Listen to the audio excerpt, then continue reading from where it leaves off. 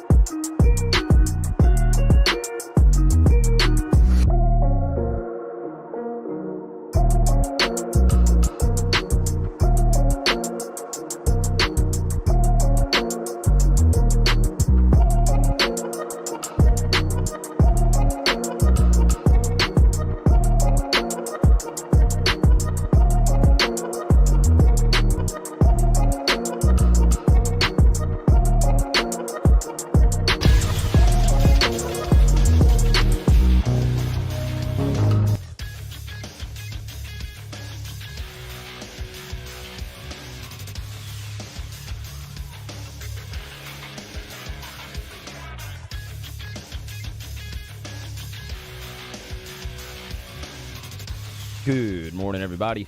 It is 7 a.m. on Wednesday, March 29th. Today in Baton Rouge, expect clear skies with a high of 55. Coming up on OTB, Matt Flynn joins the show in studio at 8 a.m. for a full hour of flestering. And at 9 a.m., we talk to LSU baseball coach Jay Johnson. You can follow today's show on Twitter, Instagram, and TikTok at OTB_ESPN, or catch us on YouTube at the 104.5 ESPN channel and subscribe for daily content. Hour number 1 of Off the Bench, live from the Mercedes-Benz of Baton Rouge studio, starts now. Let we go! All-Star Toyota presents Off the Bench with Jacob Hester and T-Bob Hebert. Yeah! Off the Bench with Hester and T-Bob. Hey, P, they said I got to come off the bench. All-Star Toyota presents Off the Bench with Hester and T-Bob. Yo, yo, yo.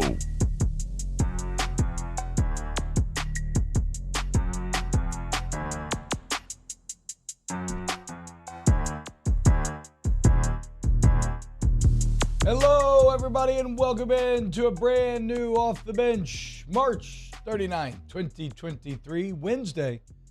Hope you're having a great day today as we are rolling right along through this week, folks. Final four of the men and women's varietal right around the corner. Saw that LSU women's team lead in front of the PMAC yesterday. Beautiful day. You know, a good omen, Jake. Thought that maybe it was going to be a bit rainy, right? Bring your umbrellas. That's what Coach Monkey told us in our interview yesterday. And, well, it was about as perfect of a day as you could have possibly had. The basketball gods smiling upon this LSU women's basketball team as they prepare to hit the road. I used to think Coach Saban had a button when I played here, and he was still the coach, that he could make it rain. Yeah. He could turn it off as well. So he'd turn it on about like 2:47, turn it off at 3 o'clock, so practice would be as humid as it possibly could be. So if anybody else had that power, I think Kim Mulkey probably has it. Yeah. Turn it on so that it gets nice and humid, and turn it off so you can't go practice inside. A classic right before practice, Louisiana combination right there. And yes, I too believe that Kim Mulkey has the force of personality to bend even nature to her will. And so it was a fantastic scene yesterday. Unfortunately, the basketball gods may have been smiling on the LSU women's basketball team. I don't know. They were smiling on the Pelicans last night as what is an excellent beginning becomes a disappointing loss in Golden State, as the Pelicans on the edge of being up 20 at halftime. They go into half up 17. But even at that point, you kind of, it was a fun start. But you knew that it was going to be a battle eventually. And sure enough, what do the Warriors do? They come back, they fight back, and they end up winning by double digits, which is kind of insane. The when Pelicans you look at the second half dominance. didn't cover. Yeah.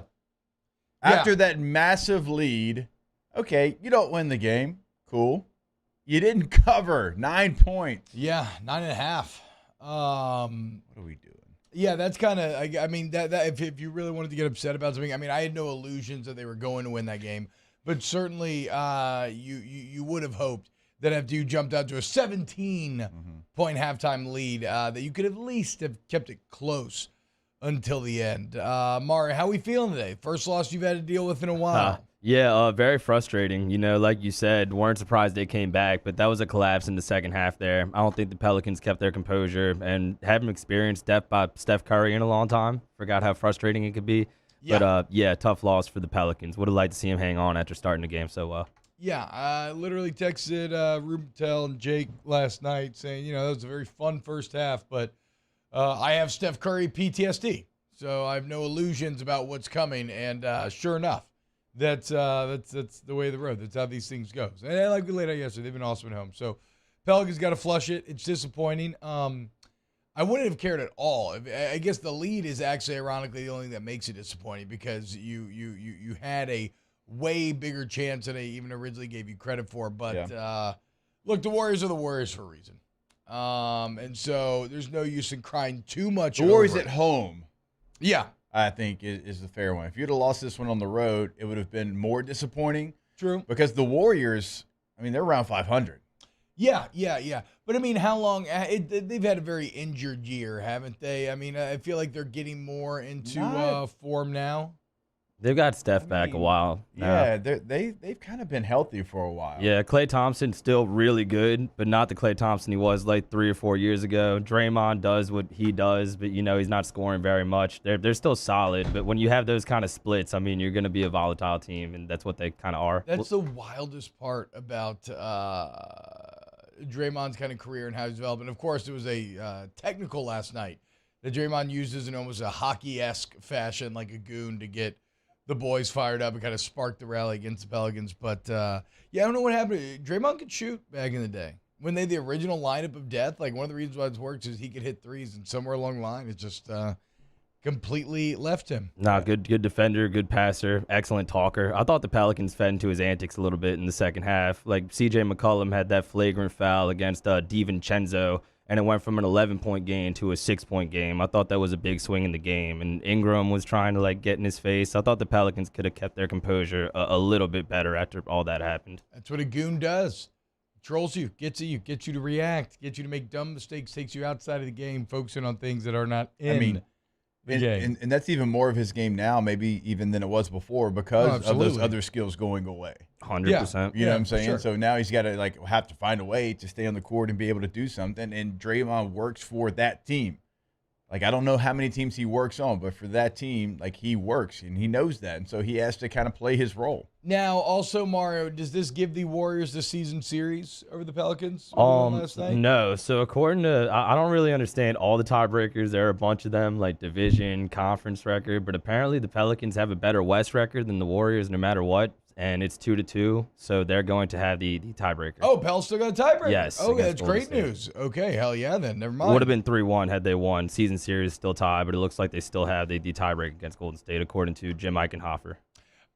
So some other things to get to this hour. Foster Moreau to sit down with Adam Schefter. I want to talk a little bit about the New Orleans Saints and their offseason as the draft is right around the corner. We're going to make fun of Ole Miss baseball for being soft, right? Again. Closing results as results when you're in the lead and calling no contests early to baseball games when you're losing. Pathetic. LSU baseball rolls in the midweek, complete domination out of the boys once again. It's funny, we used to live in a world where, LSU fans would be a bit frustrated wondering, are they going to win their midweek games? Now it's simply a question of, will they play 9 innings? And the overwhelming answer thus far has been no, they will not. And it's not hard to see why, because when you look at this LSU lineup, top to bottom, I just don't know how a normal college program is supposed to keep pace with them.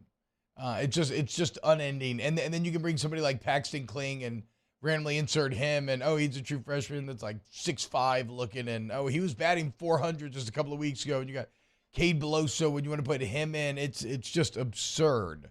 The amount of bats that Jay Johnson has to employ. So we'll talk to Coach at 9:30 about the game last night, as well as Tennessee coming up tomorrow. That's right. We owe the Volunteers, okay? We owe them for Death Valley last year. We owe them for the Super Regional a couple of years ago. We owe them for basketball. Jay Johnson, the same way. They just started to get that revenge on A&M after a year of losing to A&M, the same way they just got that revenge out against Arkansas. After dropping 5 series in a row or whatever it was since 2018 against the Hogs. Well, it's time to right the ship against the Volunteers, okay? And I can't wait to dive into it tomorrow. I mean, Coach mentioned Arkansas when he took the job, kind of being the program that he looked at, and he's like, okay, we got to get to that point where they're at. And so, you had some motivation there. This feels like a different set of motivation. This feels like, okay, this is an up-and-coming baseball program.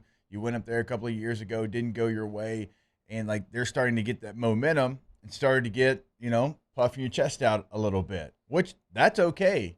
But for LSU, they got to make sure that they let Tennessee know where they're at, what their baseball program has kind of always been. This feels like a big series for those type of things. Obviously, it's big as far as the SEC standings, but also just to kind of, remind Tennessee who you are for LSU baseball. Yeah, Yeah, as Tennessee has the last couple of years shifted themselves to the 4 of the SEC in the records. And I don't care they didn't make it to Omaha, like you were saying, but I'm just talking about regular season dominance.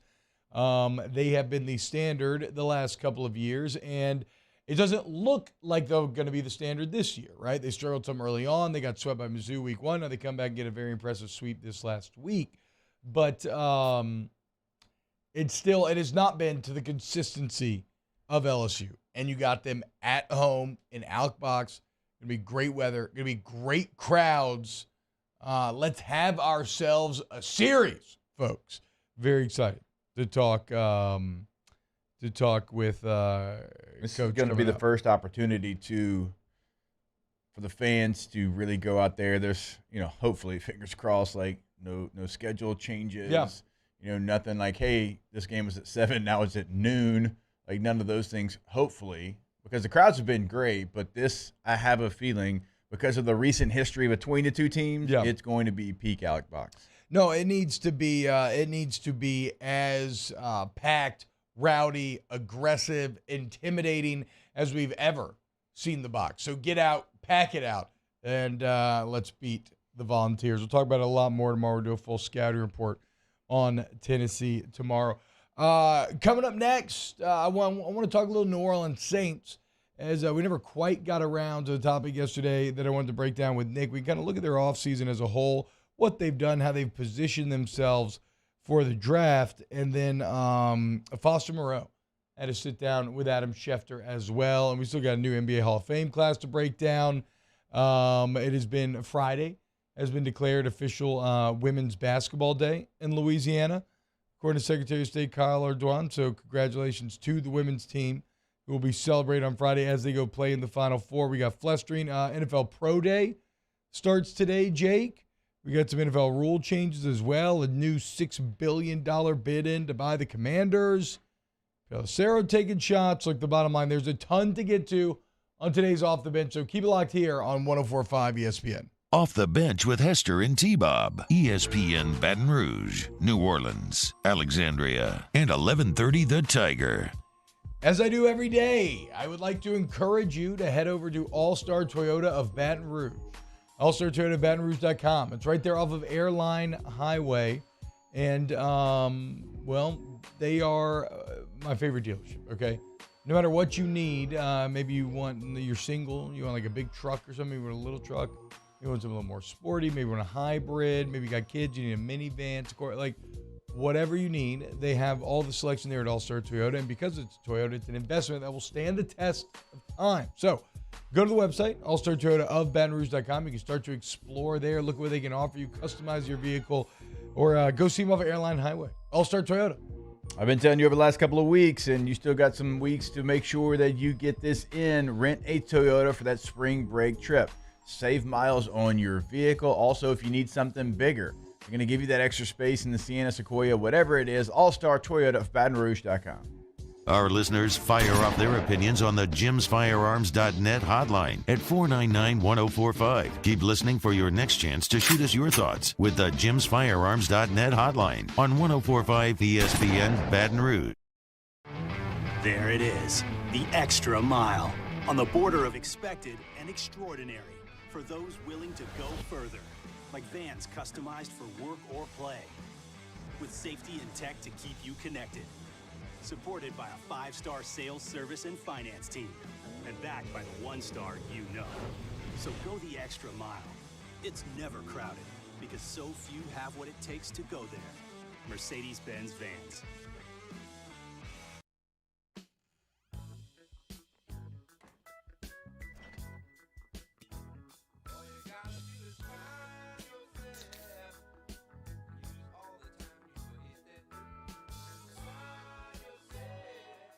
Gulf Coast Office Products is a nationally recognized Savin office equipment dealer based right here in Louisiana. Over 100 employees strong, Gulf Coast has the boots on the ground to support all vertical markets, from education, engineering, legal, and finance. With the latest in office technology, from desktop to production segment units, Gulf Coast and Savin have the perfect fit for you. Call 225-756-2644. That's 756-2644 for Gulf Coast Office Products. I've been doing business with Luba for 25 years. They're dependable, trustworthy. It's just the attention to detail with our clients. Our folks have years and years of experience. They're highly trained professionals, but many companies have that asset. What I'd like to think makes Luba a bit different is that we use those talents in a way that truly is dedicated to serving the needs of the folks who depend on us. Hi, I'm Brandon Landry, founder and CEO of Walker. Hi, my name is Dr. Craig Green. This is Ryan Terrio with HUDCORoofing.com. Hey, it's Matt Moscona. No matter how big your commercial roofing job, HUDCO can help. My patients come to me because they trust that I can get the job done at a high level. Ryan Terrio and Richard Tilley have the same level of trust when it comes to roofing. If you have a roofing issue, call HUDCO Roofing. Give us a call, 364-1007, and we'll come to your house and give you a free inspection. I had to leave my parents. I had to move schools. I don't know anyone here. Everything keeps changing. Why is this happening to me? I'm sure glad you're here. Change a child's story. There's a child in foster care waiting for a volunteer like you.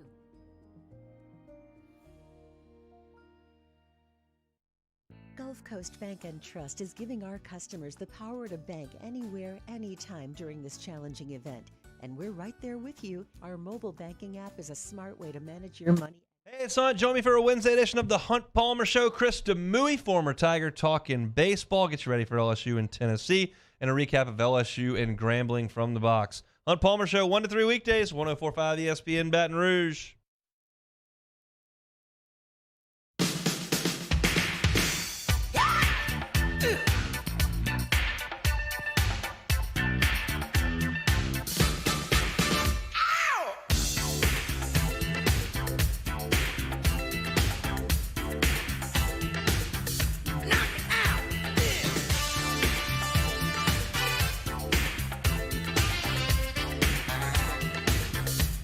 All-Star Toyota presents Off the Bench with Hester and T-Bob. ESPN Baton Rouge, New Orleans, Alexandria, and 1130 The Tiger. Yo, what's happening, y'all? Welcome back. Happy Mandalorian Day. Shout out to all those who celebrate. What's that mean? New episodes on Wednesdays. Which it's been awesome so far. Ted Lasso's Tuesdays, right? Came out yesterday. Oh, so I have like 3 to catch up on now. Yeah. Nice. That's going to be the first thing I do after I get done with Last of Us, which I guess I'm a couple episodes away from. Yeah, so 2026, when we get to that point, okay, report back to me. You're taking a shot, but, you know, I'm only a few weeks behind Last of Us here. I feel like I'm pacing great. We're loving what we're seeing. We're going through the internal review process right now. We feel like we're operating at pretty peak efficiency, right? We're getting some gaming in on the edges. We got chess games rolling, okay? Just a lot. Just smorgasbord, if you will. That's what I'm saying. You know, maybe like, 3-4 chess games a day kind of littered throughout the day. Got about 30 minutes of WoW last night for full and closed. Wait, what happened to Harry Potter? I bounced back and forth. Okay. Still very good. It's a lot of game, though, Jake. I mean, it's a lot of game. And what I find is sometimes I just want something truly mindless. And for me, World of Warcraft Classic is that. It's just like I want to turn my brain off for 30 minutes. It's not like when you play Retro Bowl or Retro Goal. Yeah. And you just want those little dopamine hits. Yeah. I want to turn on my brain. I don't want to think. I want to accomplish something that doesn't mean anything, but my brain tells me it does, and I just get that little rush. It was a little ding. Yeah. It feels good. Learned bear form last night. Felt great. I got to see what season Retro Goal that I'm in, because to your point. Are you even more hooked on Retro Gold than you were Retro Bowl? Oh, it's not even close. What? Year 27. What? Yeah. Year 27 of Retro Year Gold. 27. Hell yeah, Retro Gold. dude. Do your thing, man. I'm with Tokyo currently. So I'm trying to win every trophy. Different leagues, and are you? I'm in Japan now. I've won League 2. I'm in League 1. I can win the Asian Cup. Is it the off season? Off season. Well, because, It's never an offseason in retro goal or the NFL. That's right. It's been it kind of is an offseason. It's been a heck of an offseason for the New Orleans Saints. That was if that was a 4x100 relay, we dropped the baton, both been over to pick it up, cracked skulls, both fell hit over each other's with head. That's what I'm saying. We hit each other's heads bending over. Everybody's bleeding. We blew the lead. But hey, But we're here. We're here. Here it goes. No, look, so Jake, there is something that I was kind of flipping around in my mind a little bit. And remember, at the beginning of this offseason, we talked about how I feel like there's a real need for the New Orleans Saints to prove that they are the competent franchise that they believe themselves to be outside of the Sean Payton and Drew Brees era, right? It's one of the reasons why I applauded the kind of trying to stay as competitive as possible while rebuilding. And I guess my question to you is, we'll run through these moves real quick. And I guess the question is, has Mickey Loomis accomplished that goal on paper, at least, right? Like things can always go awry, and ultimately all that matters are the actual results, right? And so maybe Jamal Williams comes and he falls off like super hard. Maybe getting Mike Thomas back ends up meaning nothing because Mike Thomas stays hurt and never plays, right? Like, there are a lot of very shrewd, very well done moves this offseason that could blow up. But if I'm being objective from where I sit right here, and I'm not just using the result, because these, you got to remember, like, they are making these choices not being able to know the future. And so I'm going to try to judge them with the same amount of information. And man, from where I sit, I feel like Mickey Loomis has the Saints looking pretty competent, like the franchise that they view themselves to be. I mean, this was a franchise that was getting lambasted in a lot of Latin national media for how they handle the cap. What are they going to do? They're absolutely screwed. Even people that like work for like Spot Rack and like Over the Cap, which confused me because I thought that they should understand this better than anyone. And yet, what did they do? It has held them back from nothing this offseason. They're very proactive as they go and sign Derek Carr to a big deal, who they, again, believe is going to be a large quarterback upgrade. Only time will tell. I have more on something Carr's very good at that New Orleans Off Football pointed out the other day. But it's not just a Derek Carr move, but that proved they were able to get in a big free agent contract. They lose David Onyemata and Shai Tuttle, and then what do they do the next day? They go get Kalen Saunders and Nathan Shepard on affordable deals. They had some safety depth with Lonnie Johnson Jr., Jonathan Abram. They needed they had a huge need at running back.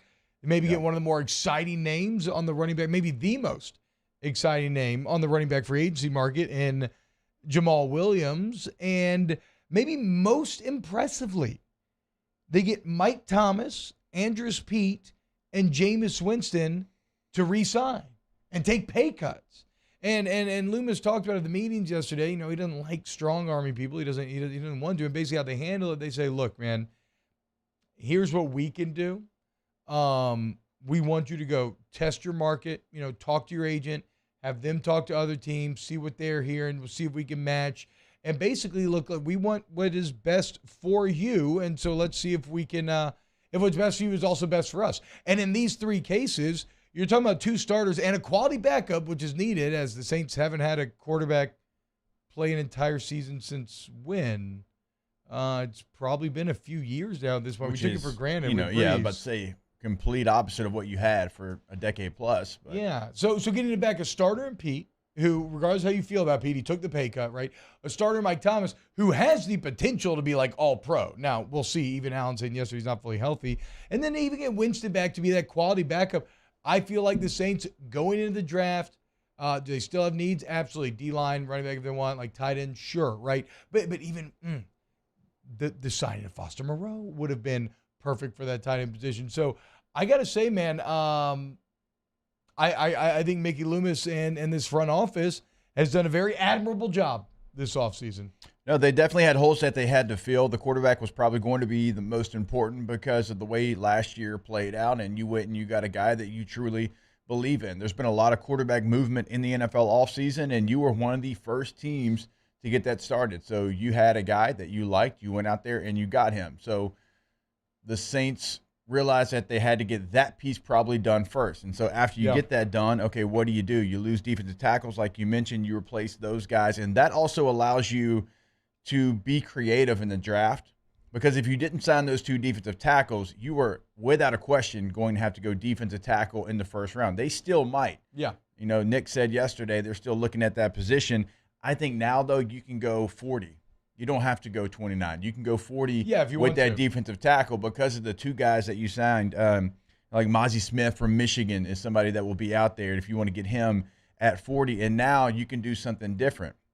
I know some mock drafts had them going Michael Mayer from Notre Dame tight end. Okay, if you want to go that route, he is somebody obviously that is a really good receiver. Not quite sure where he would stack up in NFL blocking tight end, but you have guys that can try to do that. You did sign Juwan back, so you do have a pass catching tight end. So even that pick seems like okay, maybe you have a little bit of a luxury pick. Not saying that you can't go get a guy that can be a starter, but you don't have to be fit into one box. You can only take this position. Yeah. It feels like maybe you can, look at 3 or 4 positions with that 29th overall pick. So that's what they've done in free agency.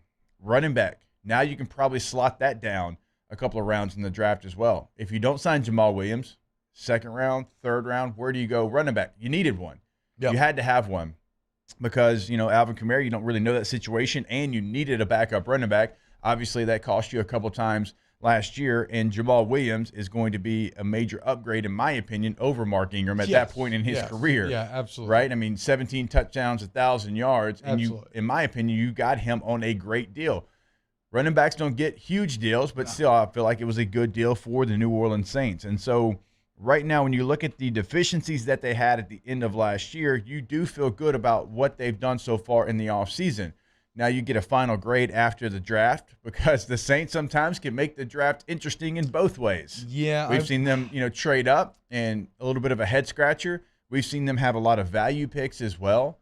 I mean, we can sit here, we can list the 3rd rounders, the 4th rounders, the 5th rounders that have really done major things for the New Orleans Saints. So I'll give my final grade after the draft, but I think what you've done in free agency has allowed you to now be way more creative in that draft than you were before free agency.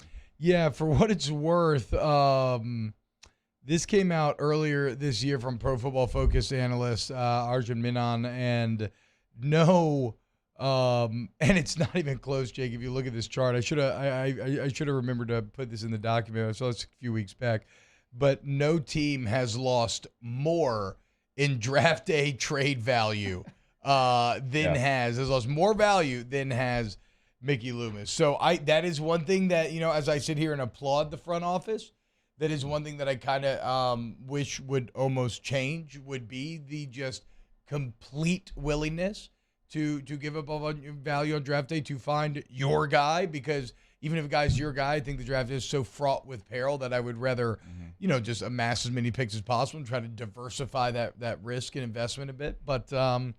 But again, otherwise, I feel like it's been excellently managed. The offseason has. Getting under the cap and signing all the players and all the breakdown that Jake just gave you as well. And I will say this, though, about free agency and about the draft coming up, and completely different conversation than we started free agency with. Yeah. The NFC South has made some big moves. Mm-hmm. It's not just the New Orleans Saints. I mean, Carolina has made what I think is moves that are going to make them very difficult. Atlanta continues to spend money. Calais Campbell just signed with the Falcons, I believe, yesterday. Oh, okay. They continue to get veteran guys. I mean, they got Bates at safety, so they're spending money. And they announced Desmond Ridder as the starter officially yesterday. I think because of the Lamar Jackson stuff. They wanted to get out in front of it, let Desmond Ridder know that this is his team. They're not going to pursue him. So my question is, why is it Desmond Ridder's team? Do they actually believe in him? Like, do you think that they actually believe in him more than we do and they really saw good stuff? Or is this a pseudo tank? We don't want Lamar because we have our eyes on one of the big 3 next year. I don't think the tape was bad. I mean, I think there's things there that can get you excited. Now, how long do you give him the starting quarterback job? That I don't know. Like, how invested are you going to be in him? You don't have a big investment in him now. He's only a 3rd-round pick. Yeah. So there's not a huge contract. I mean, it's a league minimum contract that he's on right now, and maybe you saw enough there where you're like, hey, we're saving some money here. We can put this money elsewhere because they have.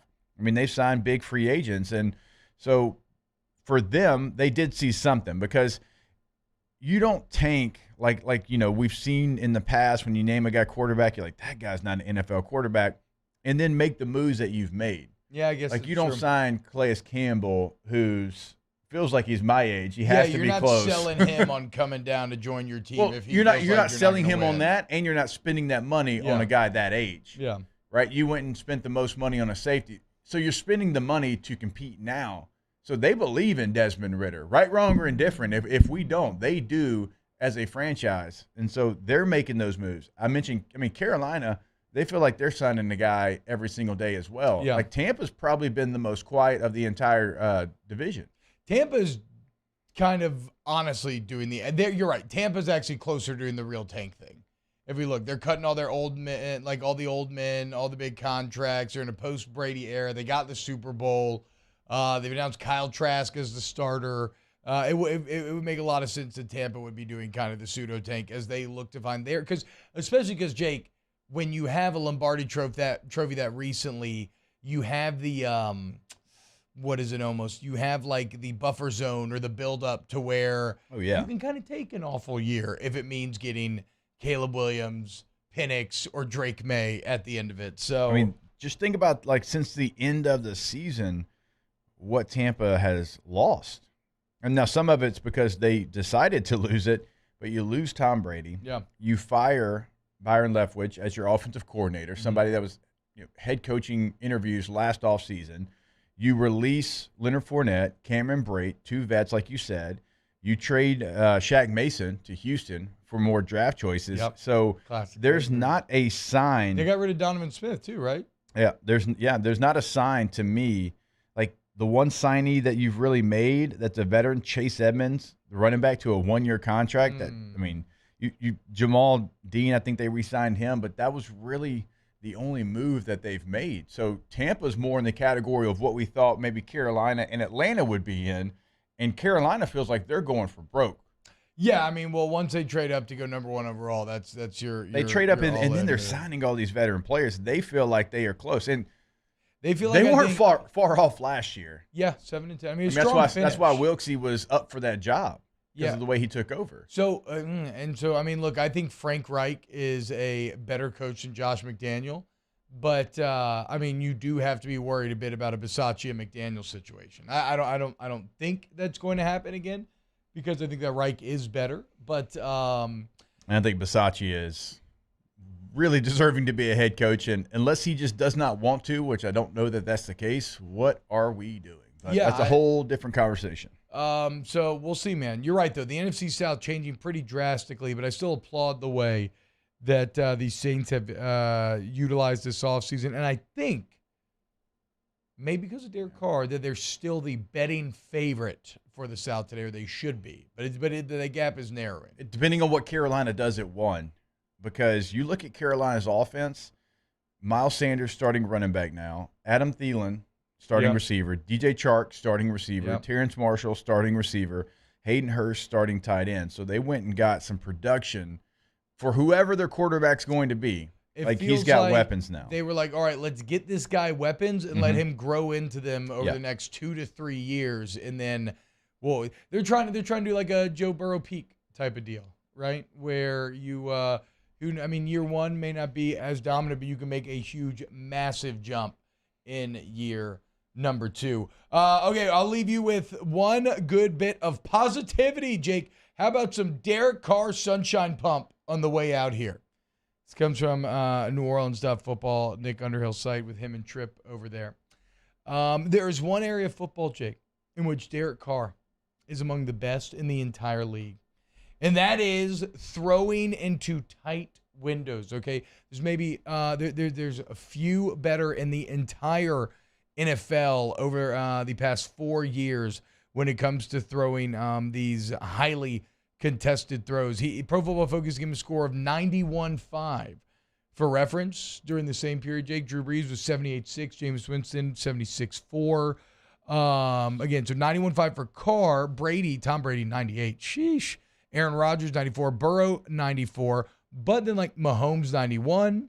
Allen, 91. So, as you can see, right, he's keeping some pretty elite company when it comes to the accuracy. And then if you combine that in the perfect sunshine pump world with a healthy Michael Thomas, who nearly has more contested catches than anybody since he's entered the league, even though he's only played, 10 games the last 3 seasons. If you can somehow get that healthy Michael Thomas, that would appear to be a perfect marriage between those two skill sets. And to be fair, you may actually need Michael Thomas, because also one of the reasons why Carr was so good in that regard when he was in Oakland was he was throwing to Waller and Moreau and Devontae Adams, and then they were very good at making their quarterback right when he would take a shot with them.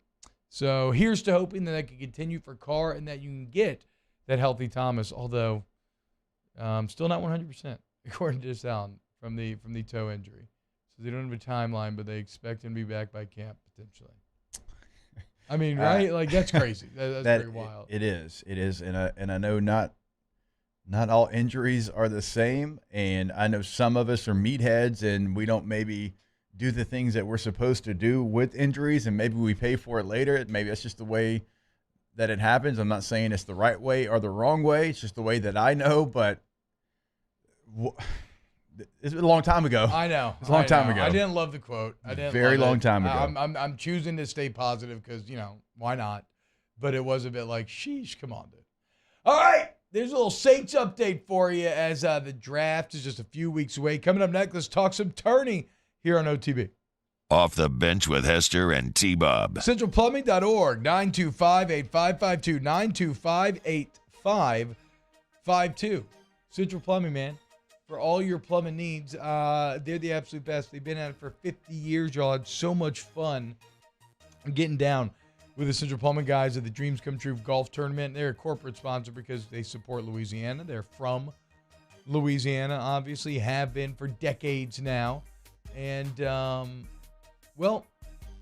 look, just make it easy on yourself. Any plumbing problems, go to the place where everybody's licensed, bond insured. There's flat rate pricing. There's excellent warranty coverage, and they've seen it all, and they can fix it all. CentralPlumbing.org. How'd you do? I had one shot. They counted for the scramble. All right, Eminem. And it was a 15-foot birdie putt. Walk it off. I had to go straight to snaps from there. Walked it off. All right, Damn. nice. CentralPlumbing.org is the website. 225-925-8552. Find them online again. CentralPlumbing.org. In times of need, get a full list of phone numbers, websites, and other important emergency information on the Demco Stormwatch page at 1045ESPN.com. For over a century, local broadcasting has evolved with the needs of the community. We move past the stigmas of opinion journalism and bring the most relevant news online, on air, and on the go. You have trusted us with your news, sports, weather, and entertainment. Trust us to keep moving with you. Text TB to 52886 and tell Congress local broadcasting is here to stay. Louisiana. It's a place defined by culture, by pride, by passion, by people who do more than love this place. They celebrate it, elevate it, champion it. They are the individuals who embody what makes Louisiana great. The companies that make Louisiana a better place to work and live. The nonprofits leading transformational change in our communities. Champions of Louisiana are all around us, and LWCC is proud to celebrate them because we've always been Louisiana loyal, supporting the workers, the innovators, the change agents of this great place we call home. Who are the champions around you? Together, we can share their stories. Together, we can help our home state thrive. Together, we are Louisiana loyal. Always.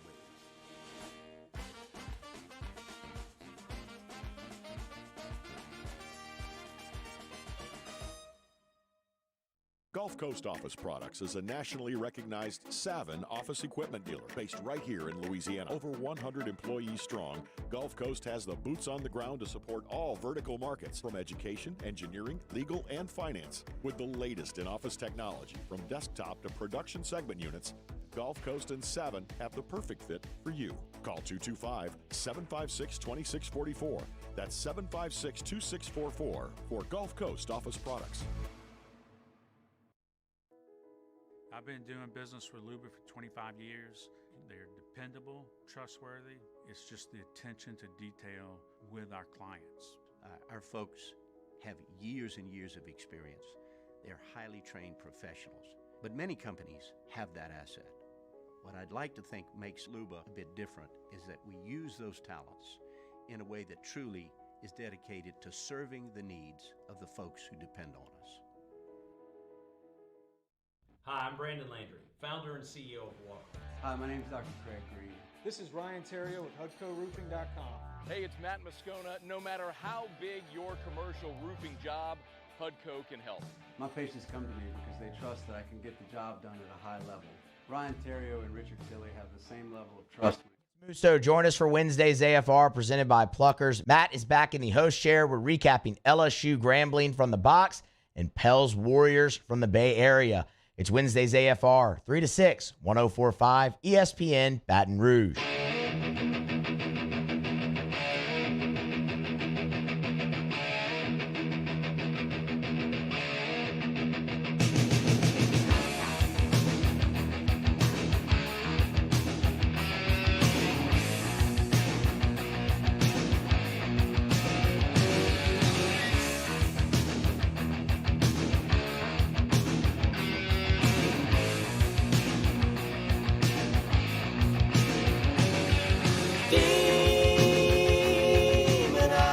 All-Star Toyota presents Off the Bench with Hester and T-Bob. ESPN Baton Rouge, New Orleans, Alexandria, and 1130 The Tiger.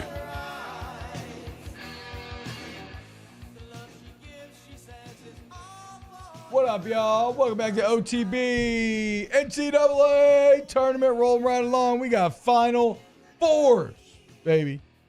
And like I said, about the men's and women's varietal. Maybe interestingly, though, Jake, it would appear that people are pretty pumped for this women's Final Four. At least monetarily, maybe even more excited than they are for the men's. Yeah, so when you look at the Final Fours, obviously the men's side, you've got San Diego State, you've got FAU, you have Miami and UConn. Now, we laid it out over the last couple of days. Like, those teams do deserve to be there. When you look at the analytics of it, they deserve to be there. Yeah. There's not this huge Cinderella. I know some people push back on that, but FAU, most wins in the country, right? They have a Kim Palm that's always kind of been in the top 25. And so not crazy. It's not Loyola, VCU, George Mason. It's not one of those situations. But, like, on the other side of things, for the women's bracket, you've got stars. Yeah. And you have stars big brands on the court and on the sidelines. Yeah. And you're right. You have big brands. You have, South Carolina, who has now become the new UConn. Yep. You have LSU with Kim Mulkey. You have, Iowa, who's got one of the most exciting players in the entire game of basketball. And Virginia Tech is somebody that was a 1 seed. It's got this long winning streak. They kind of feel like the odd man out. They do. I mean, they had to, their odds are, way down there compared to the other teams. But still, it's probably just where they want to be. But you have what you're looking for whenever you get to your Final Four. And these numbers came out yesterday, and this proves that people are getting on board with women's basketball. Now, certainly we are here on this show. We talk about it a lot. We have Coach Mulkey on every single week, and we love following this team. But this is showing that it's not just here because the team is good. It's really everywhere. Sweet 16, 1.2 million average viewers through the 8 games. Most on record, way up from a year ago.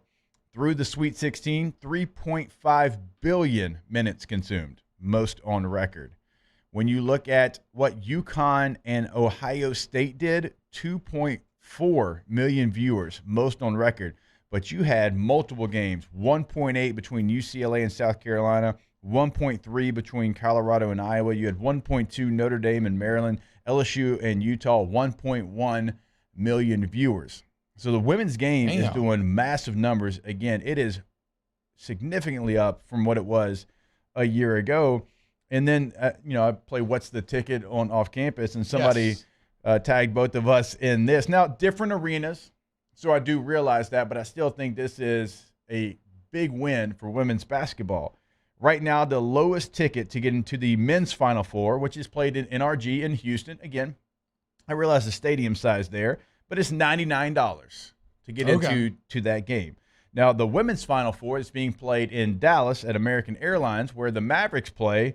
The lowest ticket price to get into that building, $323. Damn. That's if you're sitting That's at triple. the top of the stadium. This is according to Ticketmaster. That is if you're sitting in the worst seat in the house, $323. The women's game is growing. These players deserve to be highlighted. These coaches deserve to be highlighted. And it has been a fun product to watch. It's been a fast-paced game. Yeah. I mean, if you watch the Iowa game the other night, I mean, you have both teams trying to push to get to 100. I mean, Iowa almost averages 100 per game. I mean, they're like 90 per game. I mean, they are exciting basketball to watch. And so I'm enjoying the growth of women's basketball here. Well, and okay, so we're up against a break here because we've been so long with the Saints here. I want to keep this conversation going because I feel like there's been a few areas in which maybe we've been sold a bit of a bill of goods, and the truth is a bit different than what we were led to believe. So keep it locked right here. We got Flustering coming up here in a bit. OTB. Off the bench with Hester and T-Bob. Donaldsonville Glass and Body, DGBauto.com, DGBauto.com. Been your one-stop car shop since 1977. Well, it actually started in 77 as just doing glass repair, like a tiny little garage. And now they've grown and grown and grown, and they've stood the test of time, and now they do everything. The best body shop in the state, any mechanical repair that you need, anything. And the only way in which you have that evolution and growth is if your customers are consistently satisfied because you treat them the right way, you do the quality work, and you get them back on the road safely and efficiently. And all of this rings true when it comes to Donaldsonville Glass and Body. So go see him today. Remember, 24/7 emergency towing is available. DonaldsonvilleGlassandBody.com. And they have so many repeat customers because they're going to do it right every single time. They're not going to try to trick you. Transparency is what you're going to get every single time over Donaldsonville Glass and Body. So check it out online today, dgbauto.com. Our listeners fire up their opinions on the jimsfirearms.net hotline at 499-1045. Keep listening for your next chance to shoot us your thoughts with the jimsfirearms.net hotline on 1045 ESPN Baton Rouge. Follow us on Twitter at 1045ESPN to cast your vote in the Citizens Bank and Trust poll of the day. Vote daily inside Off the Bench, anytime. Hunt Palmer. And after further review, Citizens Bank and Trust brings you the poll of the day via Twitter at 1045ESPN. Bayou Chrysler Dodge Jeep Ram has $10,000 off new 2022 Jeep Gladiators and $8,000 off new 23 Jeep Grand Cherokees. All new Bayou automotive vehicles come with a 1 million mile warranty. If you need sales or service, the crew at Bayou is going to do right by you. All right, let's say ah. Where'd my spotlight go?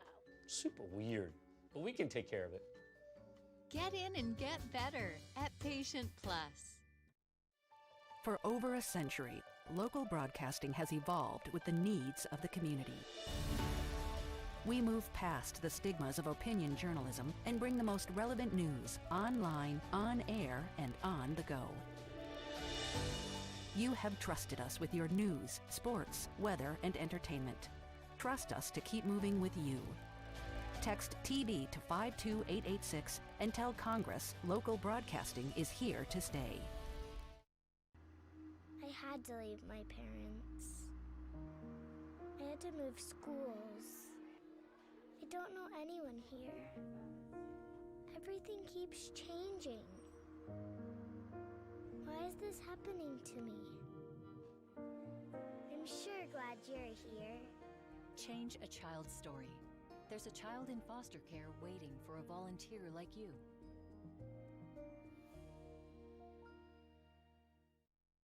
Louisiana. It's a place defined by culture, by pride, by passion, by people who do more than love this place. They celebrate it, elevate it, champion it. They are the individuals who embody what makes Louisiana great. The companies that make Louisiana a better place to work and live. The nonprofits leading transformational change in our communities. Champions of Louisiana are all around us, and LWCC is proud to celebrate them because we've always been Louisiana loyal. supporting the workers, the innovators, the change agents of this great place we call home. Who are the champions around you? Together, we can share their stories. Together, we can help our home state thrive. Together, we are Louisiana Loyal. Always.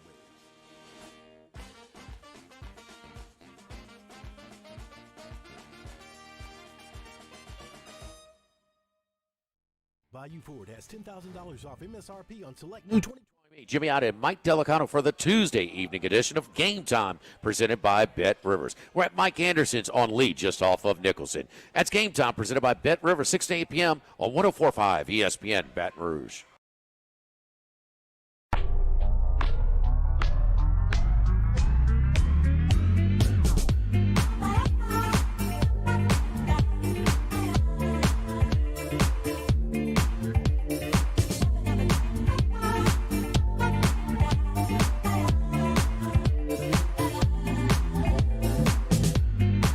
All-Star Toyota presents Off the Bench with Hester and T-Bob. ESPN Baton Rouge, New Orleans, Alexandria, and 1130 The Tiger.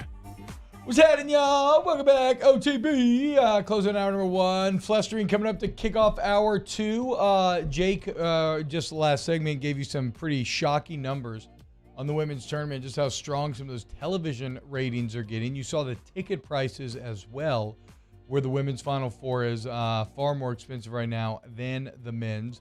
The ratings will be even more ridiculous for the Final Four in terms of women's. If you look at it from a growth perspective, Jake, instead of a raw number perspective, the growth in a lot of women's sports right now is astronomical.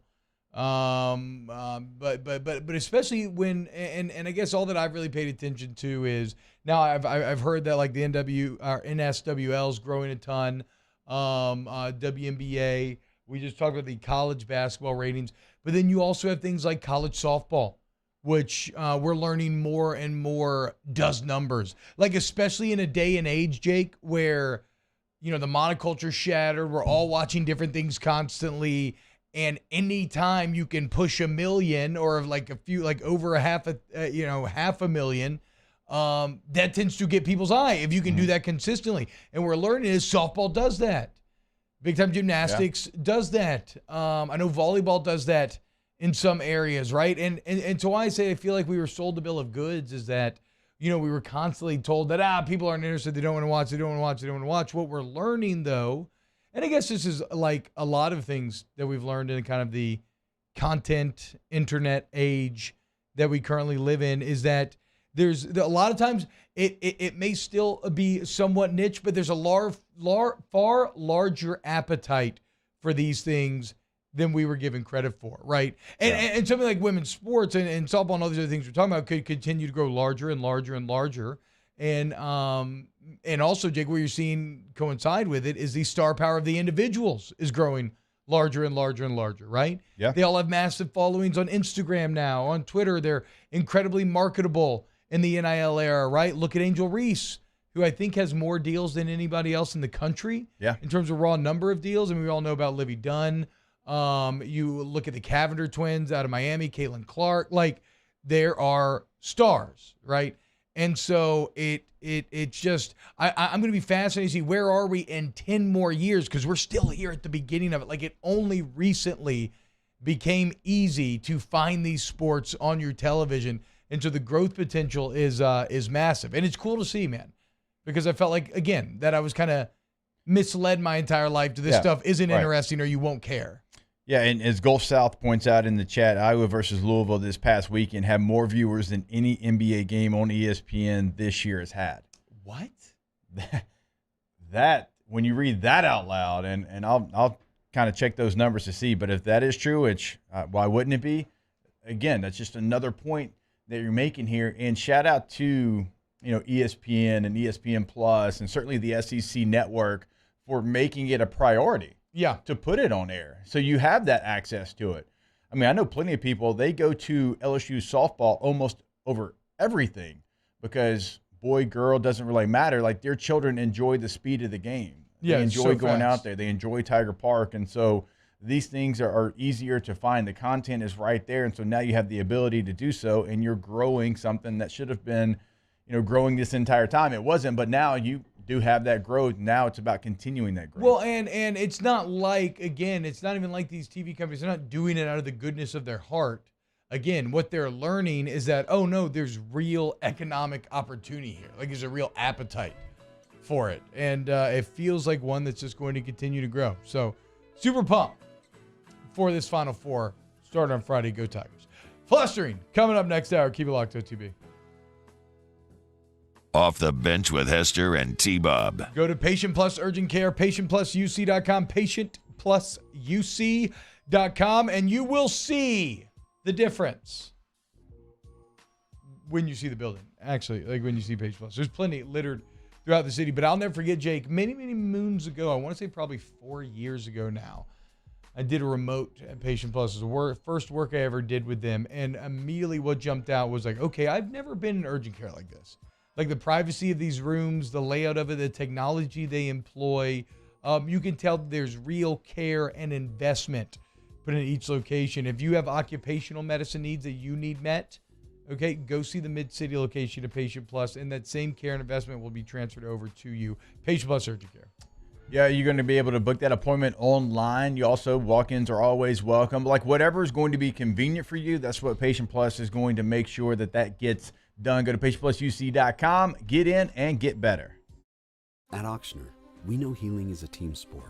That's why we've partnered with world-renowned orthopedic surgeon Dr. James Andrews to create the Ochsner Andrews Orthopedics and Sports Medicine Institute. Whether you're a professional athlete or a weekend warrior, our team of specialists are dedicated to getting you back in the game. So whatever your reasons are for reaching your personal best, we've only got one: you. Ochsner Andrews Institute. Long live you.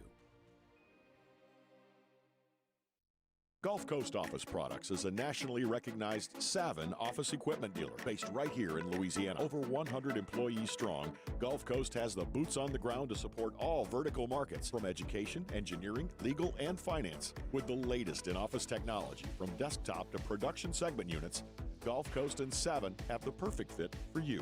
Call 225-756-2644. That's 756-2644 for Gulf Coast Office Products. There it is, the extra mile, on the border of expected and extraordinary, for those willing to go further, like vans customized for work or play, with safety and tech to keep you connected, supported by a 5-star sales, service, and finance team, and backed by the 1-star you know. So go the extra mile. It's never crowded, because so few have what it takes to go there. Mercedes-Benz Vans.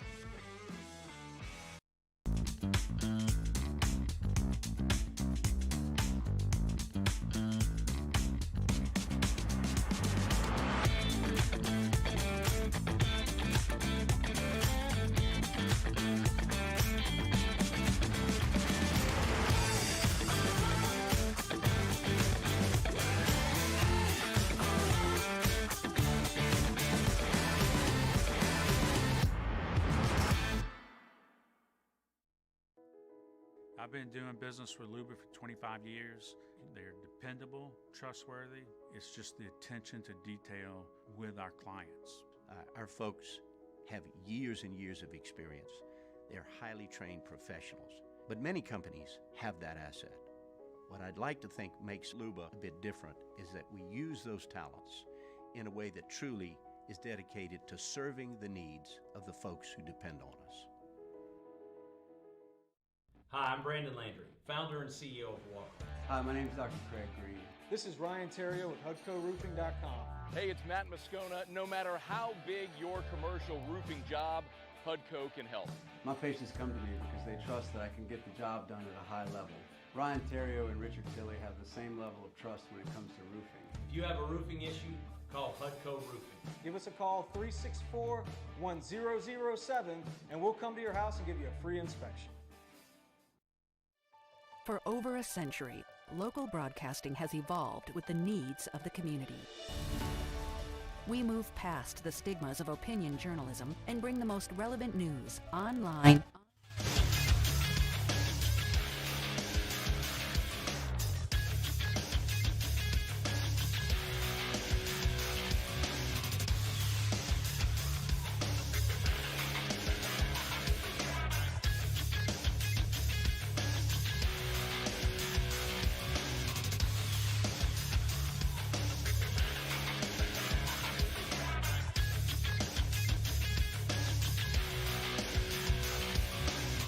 Good morning, everybody. It is 8 a.m. on Wednesday, March 29th. Today in Baton Rouge, you expect clear skies with a high of 65. Coming up on OTB, Matt Flynn joins the show in studio up next for a full hour of flestering. And at 9 a.m., we talk to LSU baseball coach Jay Johnson. You can follow today's show on Twitter, Instagram, and TikTok at OTB_ESPN, or catch us on YouTube at the 1045 ESPN channel and subscribe for daily content. Hour number 2 of Off the Bench, live from the Mercedes-Benz of Baton Rouge studio, starts now. Let we go! All-Star Toyota presents Off the Bench with Jacob Hester and T-Bob Hebert. Yeah. Off the Bench with Hester and T-Bob. Hey, they said I got to come off the bench. All-Star Toyota presents Off the Bench with Hester and T-Bob. Yo, yo, yo.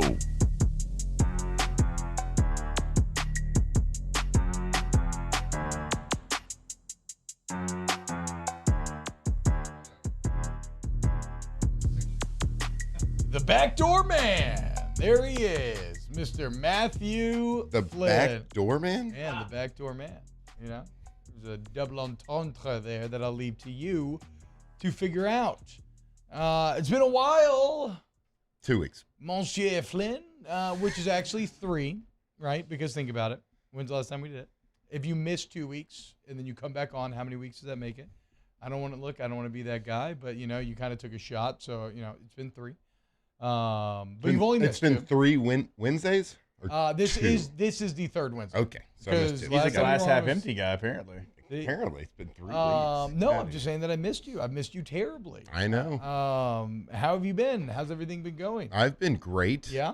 I've been traveling a lot, as you know. I'm just slinging some high, dude. Hell yeah, dude. I don't know, man. It's just my schedule throughout the year. Sometimes I'm really busy. Sometimes I'm at home. You know, it's just wild. I've been traveling. Been in Texas. Been in Tennessee. Oh, wow. What was your favorite place you traveled to? Well, I was in Nashville for a little while. Then I was in Dallas and I was in Austin. You know, just traveling around, talking with some are those National all Guard. On my hate list? Yeah. I'm pretty sure. Didn't we just lay this out yesterday? Dallas. What? Well, yeah. Do you hate Dallas? No, I don't hate Dallas. Basically, I mean, you're an hour and a half down the road. Yeah, But we know you're a Nashville boy. No. Secretly. No. Why don't you like Nashville? I'm sure it's awesome. I'm sure it'd be very fun to live in. He's never been. But Like like a hipster, like other people like it. Yes, So- basically, yeah.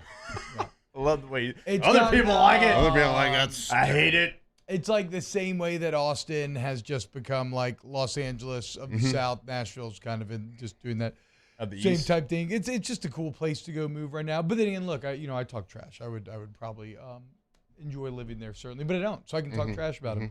So yeah, screw them, screw Dallas. You know, just big hairstyles, hyper competitive. So Dallas is they're up their own ass. Dallas is very big, and it's just big, It's massive, flat, and it's just. It's a giant It's good. concrete mass. It is. I'd like the Austin area probably a little bit better than Dallas, I guess. How do we feel about Houston? Let's get it out there. I told you I love Houston. Houston's Okay. cool, dude. What about you? Houston are cool. Oh no, way below Dallas. Okay.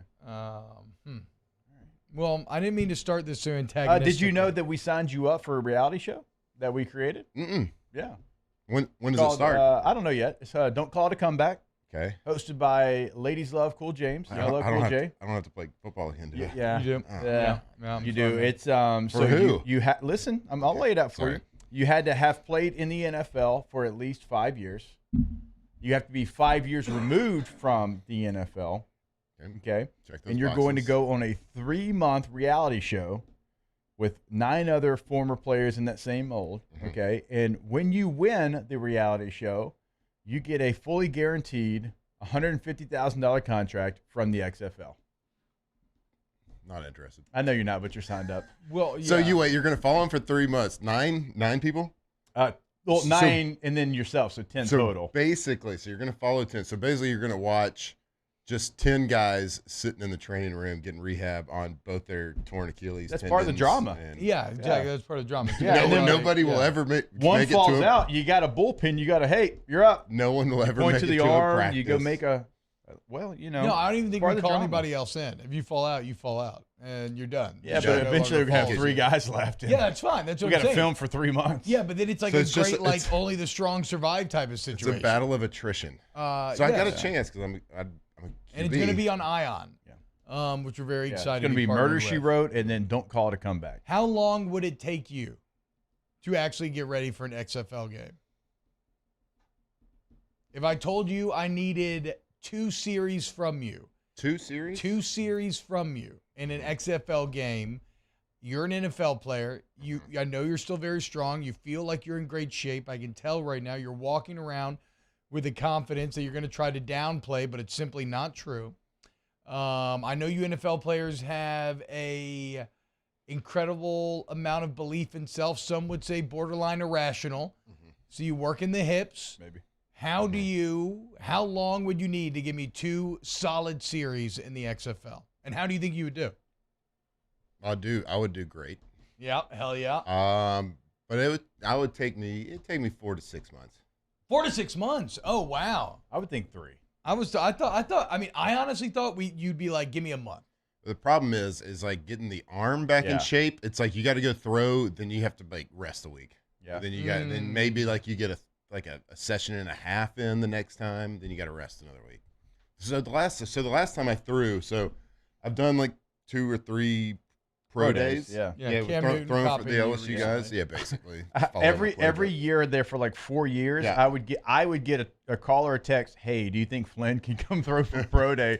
Foster Moreau was one of them. Jamar Chase was one of them. They asked me for Jamar, and I was like, no.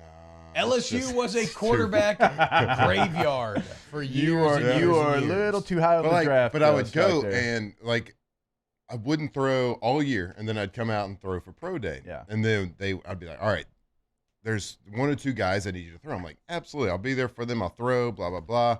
But then I go out there, you have to throw the route tree every day for like a week or 2 because everyone would get used to their steps, and it's a rehearsal, right? Yeah. And then all of a sudden now there's 7 receivers out there, guys that were, walk-ons. The one year the track guy wanted to Grayson, right? Yeah, Grayson, who's actually played. Yeah. Yeah. And now I'm not throwing to 1 or 2 guys. I'm throwing to 7 every day. And I think 2 of the 3 times I tore my pec. And I'm like, oh my God. And then I tore my pec like a day or 2 before pro day. And yeah. And so I'm talking to Jack and Derek and the training staff, and I'm like, hey, look, I can't not do this for the kids because we've trained together. They're not going to. I can't have Earl going out there and throwing him passes at pro day. Whoa, okay. Shout out Earl. No, shout out. I love Earl to death, but I can't have him throwing at pro day to these guys trying to make it to the NFL, right? And so there's people that won't appreciate that, but well done. So. I'm in the training room getting rehab for getting stem and hip, like all this stuff, like 5 hours for 2 days in a row. I'm taking painkillers, ibuprofen for. Yeah. Did you get shot up? No, I didn't get shot up. I thought for sure that's where this story was I was trying to numb this pec for a little while. while. You threw it well though, huh? I mean, they both went well, even with the torn pec. Yeah, but I feel like throwing through a torn pec. I didn't know you could throw through a torn pec. That sounds absurd to me. Okay, tear is a strong word, but it was let's say a mild. Okay, to be mild fair tear right though, here, the connector from the pec to be fair to the though, shoulder. As I understand it, a strain is just a partial tear. It's a partial. Yeah. Like, right? Like when I had a grade 2 MCL sprain, I learned that no, that's actually a partial tear. So yeah, torn pec plays. Torn pec is absolutely, we'll allow it. Mm-hmm. Okay, so yeah, look at that. Putting it on for those, that's awesome, man. Yeah. Congrats to you. And they got pro day. Championship quarterback stuff right there. Well, so I wasn't trying to say that. I was just trying to say, yes, I would go tear a pec real quick if I'm having to train for this reality. Right. And we're going to talk about. Then it'll heal.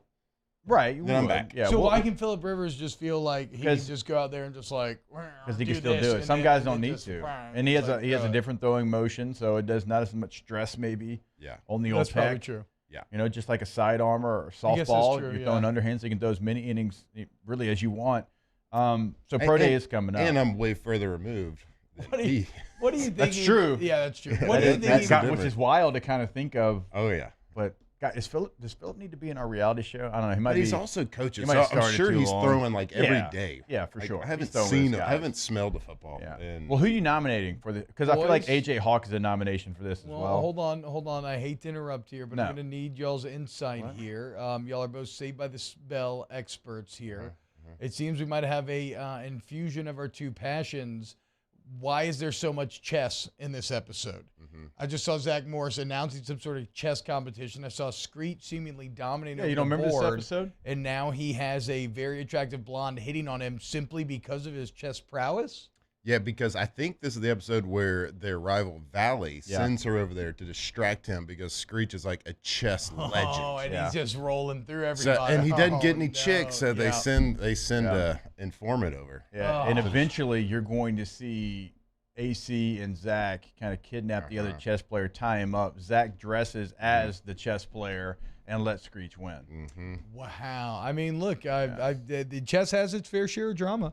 Although this is not true, one guy, the cheating part is probably true. They haven't figured out how, but this guy probably cheated to beat the number one guy in the world recently, and Hans Niemann. And the rumors, which again are not true, is a joke that spun out of control, were that he had a vibrating butt plug that was sending him signals to give him the perfect computer moves to make at any point. So this is kind of like the same. It's kind of like the same thing as this episode, right? The links that people will go to win in the world's oldest game is they're unfathomable. It's the world's oldest game? No, I said that. That's actually not true. No, I did buy on Amazon the other day. I found a YouTube video in there. I bought a game that's a lot like an early predecessor of Backgammon. I like Backgammon. The Royal Game of Ur. It's 4,500 years old. Prove it. We found the instructions on this little cuneiform hieroglyphic things. Prove what? 4,500 years old. Okay. He can't. There's historical. What are you talking about? There's all sort of historical documents from those times talking about it. Oh, yeah, because those weren't written maybe in like 1600. I mean, how long do y'all think the Earth has been around? How about you? You Like think it's just 100 forever? years? Like we just My came God. about with the internet? I hate y'all. I hate y'all both. All right, whatever. Well, what's that game where you get a long line of people and someone starts with a sentence? Telephone? Telephone. Yeah. Yeah. I mean, history is just a big There's game. no of telephone. question about it. No question. Big game of telephone. Wow. Okay. I Well, looking through the Now- soil, it tells you that it's this old. And whatever. I Hey, mean, by the way, forget what he's talking about. Would AJ Hawk be on our show, you think? Yeah, If reached out he to him? would be really good for the show. Yeah. I just don't know if I want to do that to his brain. is he like You know. Jake? Is he like me? He's got one left. That's the only reason I'm not in, because I only have one left. A lot of brain bruises. Okay. Yeah, yeah. Hey, So man. AJ's out. It's tough. All right. It's Because tough. Bobby Carpenter's in. Shocker. Oh, huge shock. Yeah. Like, I think he started working out because I brought it up. Like, he thinks it's going to happen. So. I mean, yeah, he'd be. I mean, AJ be for that matter, you can just take. I mean, you take Pat, he'd win. He'd doesn't have to do anything, just punt. Okay, yeah, that's true. Maybe kick too. Both. He did in college. I don't know. Let me think on this. This is the first I'm hearing of it. I like the premise. That's the first yeah, you're hearing but- of it. Did you even listen to the show while you Pat, were gone? hey, Pat McAfee. Oh, yeah, every day Pat except for that yeah, segment. Yeah, you just missed that segment, exactly. Yeah, Pat McAfee, y'all would know that he kicked in college because he's responsible for missing the kicks that would have barred us from a national 07. championship. Yeah, I knew. I didn't want to put Pat on blast like that, but you did. There was a really intense article. I think it was Dellinger that wrote it. Remember how the Backyard Brawl kicked off last year's season? It was awesome. We were all so excited. It's actually really sad. I don't think Pat is still definitely not over that. Dude, you never. No, I don't think you ever get over Like it. you never get over. I feel that. I feel that. I don't I get feel over. that a little I don't too get over a real. fumble that we won a game by like 30. I remember throwing Okay, well, you could probably get over that. No, I don't. You probably should. You never fumbled though. I mean, it's a lonely Nah, feeling. that's true. It is True. a Never very get fumbled. lonely feeling. Let the record show. Yeah, I threw a pick trying to throw to Demetrius Byrd on a 2-point conversion in third overtime against Arkansas. Okay. Never remember that. Never forget that. Yeah. Open was the a- door for Pat that and was- company. Yeah, that was a lonely feeling because I thought I'd I remember thrown that away there was that the- epic picture of you on your knees right after. Was it It was like on his butt. Was it on your butt? It was something. It was truly it was one of those great sports images of the warrior who has left it all on the field, and despite his best efforts, like his sword is laid by his side. He's like bleeding from 1,000 cuts, and he's just like, ugh, just couldn't quite get it done in the end. Great picture though. Very sad. But we did get it done in the end. Yeah. Hey, but I thought things I that had Pat thrown a McAfee missing pick kicks. that ruined Yeah. Right. that opportunity. There it is. Yes, Yeah. there it is, dude. The celebration going on in the background. Dude, That's just kind of to- awesome. just- I know, like, you normally don't frame stuff like this. You should actually think about framing this and putting it up. Yeah, because we ended up winning, so like, Yeah, whatever. exactly. So also all that we info. didn't. To tell you how Matt Flynn's ankles felt, is that a cast on your right It looks ankle? like- That's a lot going on there. Oh my God! That I mean, I was- remember you had to keep coming in and out of the game. That was you had to get a little special sauce probably in that Well, 'cause ankle. I think I Oh my I got a 2-point conversion. I think in the third quarter, and I separated my AC joint. How did we lose that game? I mean, we were doing And whatever we wanted. Peyton Hillis, Felix Jones, and Darren McFadden is how we lost offensively, that game. man. They had a 4th and 10, and we played quarters, and they threw a 10-yard out route. Yes. And first The overtime. Hillis. That was the That's true. loudest I'd ever heard What are we Tiger doing? Stadium in. Quarters. That was the loudest I ever heard Tiger Stadium in my entire life was that 4th and 10. Hester had a touchdown called back correctly, if I remember too, because of a penalty. Rail route. Yeah. 65-yarder. You had a 65-yard receiving touchdown called back? Early Oh, I deuce don't set was remember lined that. up on the line. Yeah. Damn, dude. Not shout out early. Man. We love you. We Would love that you. have been your second, would that have been your you're- second longest touchdown to La Tech? Oh yeah. Certainly receiving. I mean, Yeah, all I my mean, for receiving sure. touchdowns. That was were that was a play action 20 and in. wheel route, right, from the backfield. Yeah. Damn, we set it son. up with a flat, and then came back like Yeah. 3 plays later, and it's like, hey, Arkansas, if this guy's lined up at fullback, they're probably going to try to throw him the football, but they didn't figure it out. Hey, what was harder? Appreciate you, Houston Dale. Fighting through pro day or fighting through this ankle right here? Oh, that's a good. Well, in pro day, I didn't get the 3 shots of lidocaine that I got in this game in my shoulder. So Actually fighting through pro day. in the third quarter, so I separate my AC joint, and then so I go into the locker room. I get a shot from the doc, and I get a shot of what the good juice. Yeah. And I come back out, and by the end of the game, it's wearing off. Ooh. So and I can't lift my arm above. I can't lift my elbow above my shoulder. Yeah. And so we're down. I think we get. It's a Hail Mary situation, and it starts wearing off right before the Hail Mary, and so I'm like, oh my God, I can't throw this, and so I'd have to heave this thing like 55, 60 yards.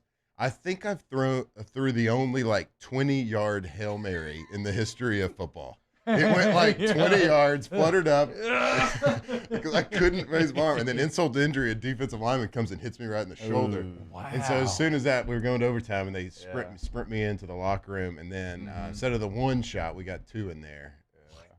Doc scraping, he was hitting bone. It was quick though. It was quick. I mean, we had a series. You had to be out there for wow. Hey man, okay, we'll get back to this. I'm gonna go to break so we don't get too much up against the clock here. More OTB coming up next. Off the Bench with Hester and T-Bob. ESPN Baton Rouge, New Orleans, Alexandria, and 1130 The Tiger. Same way we kicked it off last hour, let's kick it off this hour by talking about our friends at All-Star Toyota of Baton Rouge, where it is time to join the All-Star family. And what I love is my car it just popped up yesterday. I said, like, hey, it's time to get service soon. And then I'll be like, hey, time to get service, right? So I call up Tommy Wagasback and the boys and girls over to the service department, and I get, constant text updates about what's going on. They don't move forward without my approval. When I drop my vehicle off at the dealership, Jake, I get driven back home, and then I get picked back up. So no Ubering, none of that, no waiting around. I mean, customer service second to none. All-Star Toyota Baton Rouge. There, go ahead and go online today. You can customize that vehicle like T-Bob has with the Murdered Out Mini, but whatever you're looking for, they can do. We talked about it yesterday. Not just like the paint color or some features on the outside of the vehicle, inside the vehicle as well. Full customization there. AllStarToyotaBatonRouge.com. In times of need, get a full list of phone numbers, websites, and other important emergency information on the Demco Stormwatch page at 1045ESPN.com. Follow us on Twitter at 1045ESPN to cast your vote in the Citizens Bank and Trust Poll of the Day. Vote daily inside Off the Bench, anytime. Hunt Palmer. And after further review, Citizens Bank and Trust brings you the Poll of the Day via Twitter at 1045ESPN. Louisiana. It's a place defined by culture, by pride, by passion, by people who do more than love this place. They celebrate it, elevate it, champion it. They are the individuals who embody what makes Louisiana great. The companies that make Louisiana a better place to work and live. the nonprofits leading transformational change in our communities. Champions of Louisiana are all around us, and LWCC is proud to celebrate them because we've always been Louisiana loyal, supporting the workers, the innovators, the change agents of this great place we call home. Who are the champions around you? Together, we can share their stories. Together, we can help our home state thrive. Together, we are Louisiana loyal. Always.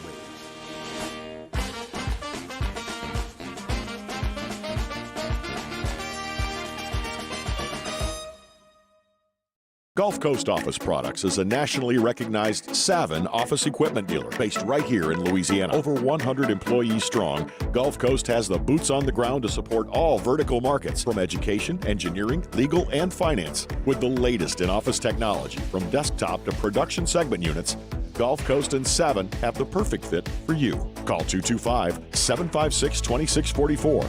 That's 756-2644 for Gulf Coast Office Products. I've been doing business with Luba for 25 years.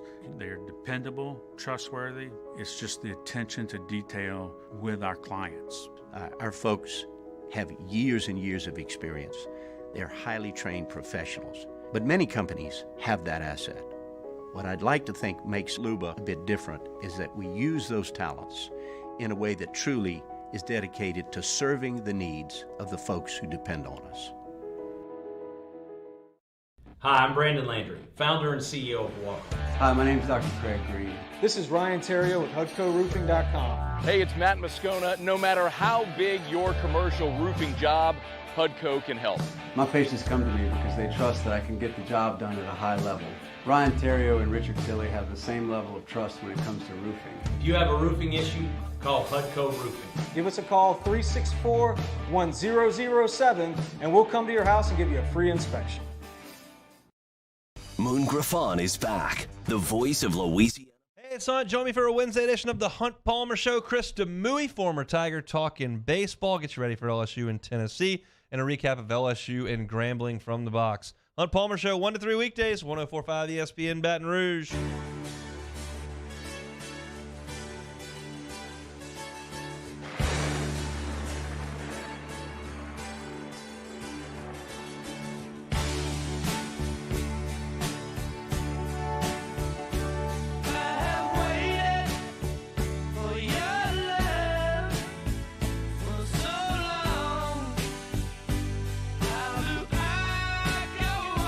All-Star Toyota presents Off the Bench with Hester and T-Bob. ESPN Baton Rouge, New Orleans, Alexandria, and 1130 The Tiger. Welcome back. Also on Flestering, Tyler Melanson says, ask Flynn, if you could bring back one Baton Rouge restaurant from the grave, which would you choose? And why is it Memphis? Memphis. You did love Memphis in college. Bro, we had some nights at Memphis. But did it really leave? Yeah, right. Isn't it just still? It's the same, what is it right? now? Technically, I can't remember what the name of it is now, but it's because in my head it's still Memphis. I mean, yeah. it's like, I call it Memphis. Yeah, it's just yes, nothing actually changed. Okay, so a different one then. I think this grave. one's probably pretty easy, right? George's Underpass. I never went. I don't know. What? I never went to George's. I know. Really? I don't know if it was gone by my time or what happened. We didn't do a lot of underpass stuff, I feel like, when I was in college. It was mainly house parties, Tigerland.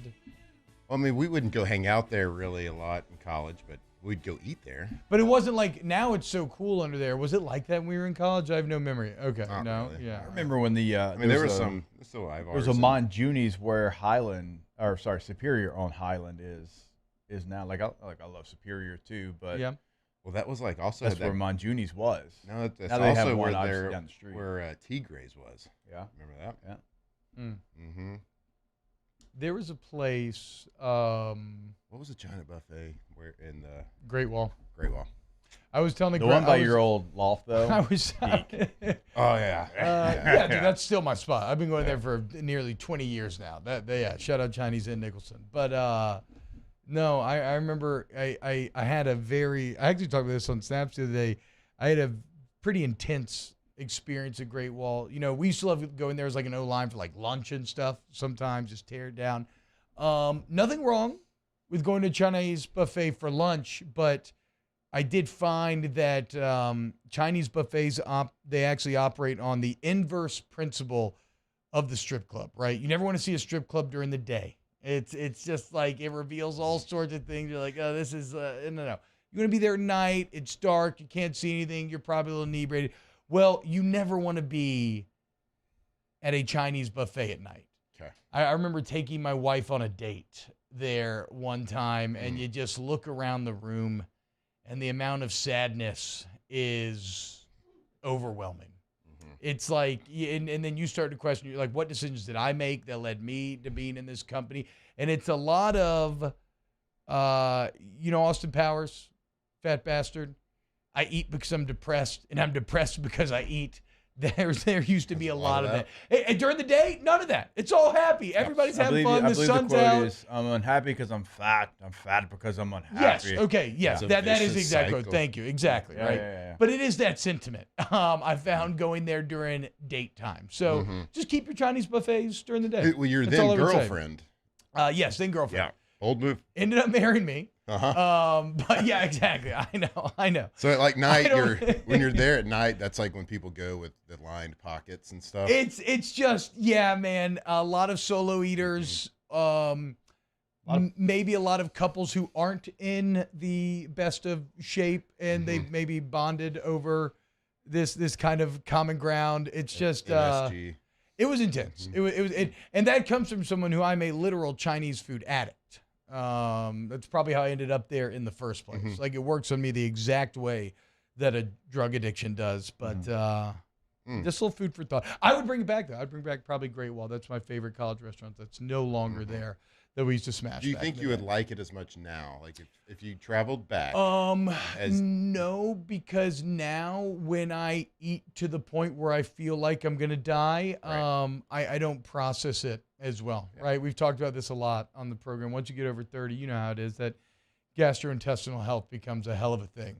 Well, buffets are so great because you were winning, right? You were winning. You were paying a set amount of dollars, and you were eating 3-4 times that amount. Well, in food. But nowadays, it's like I'm getting what I'm paying for. Like, exactly, I'm not winning anymore.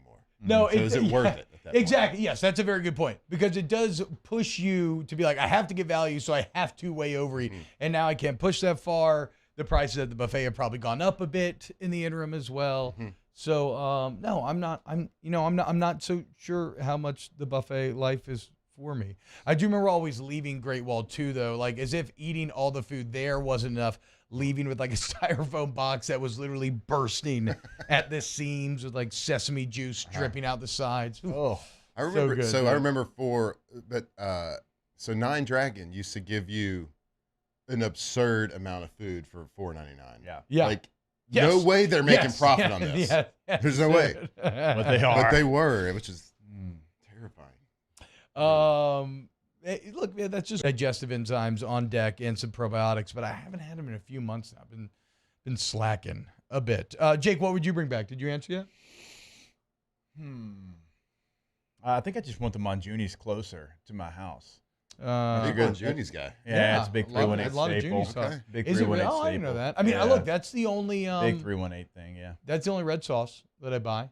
I love the sweetness of it. I know that some Italians will turn up their nose at that the same way that Chicagoans turn up their nose at ketchup on hot dogs. But guess what? I love both. Okay, screw you, Danny. I see you back there. I'm not from Chicago, and I'm not Italian, so. Were y'all big steak sandwiches from Inga's, guys? Got one last week. God, like I'm craving that right now. When's the last time you had one? It's been years. Oh, see, no. Katie and I both keep that train going. It is like that was a staple for us in college, and when we moved back in 2018. Like that was like one of the first meals we had. Am I crazy, or did it have a little bit of like an Asian flair? A little bit. It's something in the oil. There's like some oil or something. There's some, maybe it's sesame. I don't know. There's some flavor there that, speaks of a little Asian twist. And that was always my favorite part of the steak sandwich. Daniel says Danny had one trip to Italy and now he knows all things pasta. Yeah, I literally didn't even say a word. Yeah, so I don't know what. But we see you laughing back there, judging us. Yeah. Body language is everything. Somebody needs to tell Jay He's Cutler judging that, Monjune. He's like, I would never go. I've been to Italy. Danny, do you like what kind of red sauce do you like? Do you like a sweet red sauce or not? Sure. Do you like ketchup? Do you like ketchup on your hot dogs? No. Yeah, exactly. Yeah, exactly. There you go. Mario, what about you? Ketchup on the hot dogs? I like ketchup and mustard on my hot dogs. Yeah. Okay. What about you, boys? What's your favorite hot dog? If I let you craft one hot dog, what are you putting on it? Cheese. Go ahead. I agree, dude. Cheese. Cheese. Chili almost and has cheese, to be like a involved. little chili cheese coney. I think I'm kind of at chili cheese dog as well as being the premier. Now it's not easy. It's not quick. If you're talking about just grabbing like a quick dog, gonna go mustard on it probably. If I'm just going quick dog, I think I would take just ketchup, man. Now, I'm like Danny. If I get cheese on a dog, I will almost never say no to a little bit of cheese on a dog. But if I can't, yeah, just ketchup, even over just mustard. They added cheese for the hot dogs in the Superdome press box this year, and I was really pumped when that happened. As a little fat kid. Nacho cheese? No, like the shredded cheese. Shredded? Okay, yeah, like the little cups of shredded cheese. I used to love wrapping hot dogs in a Kraft single. Melt I that thing I on feel there. like Mario makes the actual Mario sound when something like that happens, like a food surprises him in a good way. Wait, what's Like every time he sees it, I know he said that to himself when he saw that cup of cheese. 100%. Yeah, that's it. Maybe like a little skip too, like a little quick, nothing crazy. Jumps up and With a fist pump. hits his head on the ceiling. Ooh, I found a picture of it actually. See, exactly. He took a picture of it. Yes. Have y'all ever seen the guy that does the voice of Mario? I think we did that here. Yeah, it's on Chris Quest Pratt. Street, Chris actually, Pratt, one yeah, time, man. right? Yeah, I've seen Chris Pratt before. No. Charles Martinet. How much CTE do He's you really think good. he's got, Hey, Mario? Bro. A lot of His CTE. head on those blocks to That's good. I see what you did. I didn't get it at first. Yep. That new Mario movie, I think it looks fantastic. I think it's going to be awesome. I'm looking forward to it. All right, when we get back, more Off the Bench. You can go ahead and get more Ask Flynn questions in if you want. Off the Bench with Hester and T-Bob.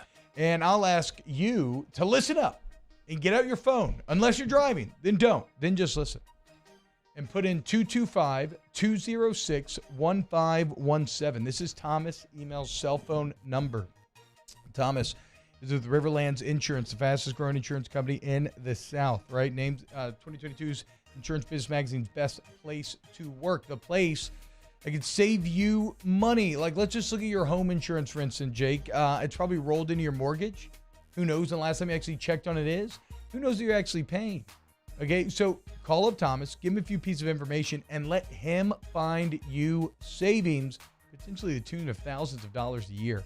Riverlands Insurance, 225-206-1517. Yeah, that is a 225 number, but like we tell you every single day, everywhere that you can hear us in the state of Louisiana, we are talking to you. Shreveport, Monroe, Alexandria, certainly New Orleans, Lafayette, wherever you're at, we're talking to you. 225-206-1517.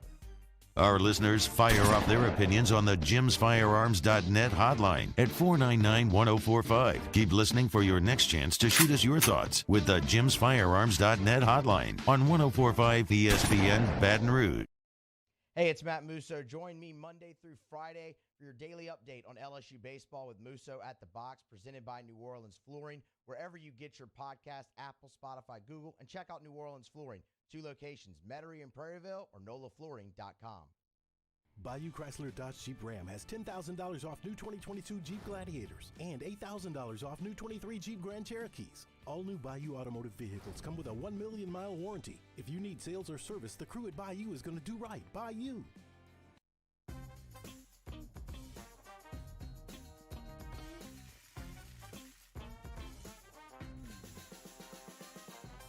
The best kept secret in town is out. Discover Tallulah at the Renaissance Hotel on Bluebonnet.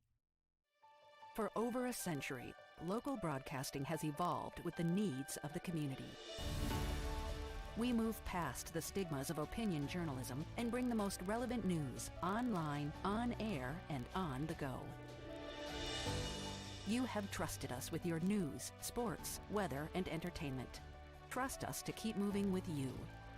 Text TV to 52886 and tell Congress local broadcasting is here to stay. had to leave my parents. I had to move schools. I don't know anyone here. Everything keeps changing. Why is this happening to me? I'm sure glad you're here. Change a child's story. There's a child in foster care waiting for a volunteer like you.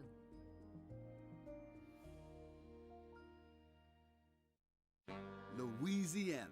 It's a place defined by culture, by pride, by passion, by people who do more than love this place. They celebrate it, elevate it, champion it.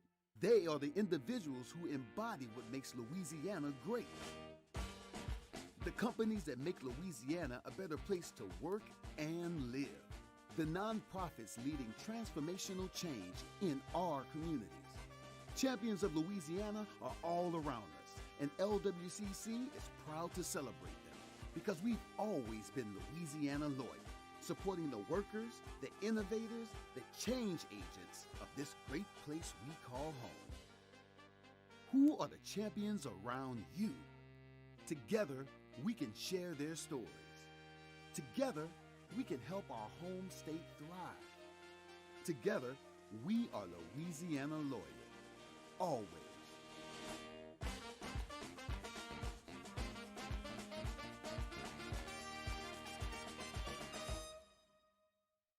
Bayou Ford has $10,000 off MSRP on select new 2020.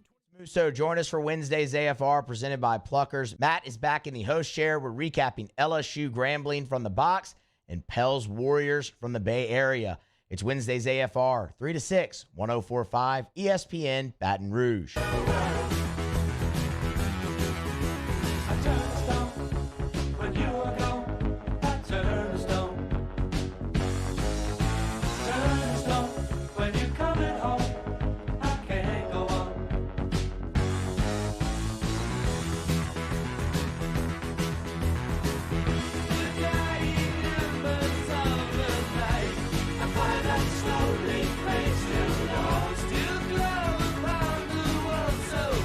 All-Star Toyota presents Off the Bench with Hester and T-Bob. ESPN Baton Rouge, New Orleans, Alexandria, and 1130 The Tiger.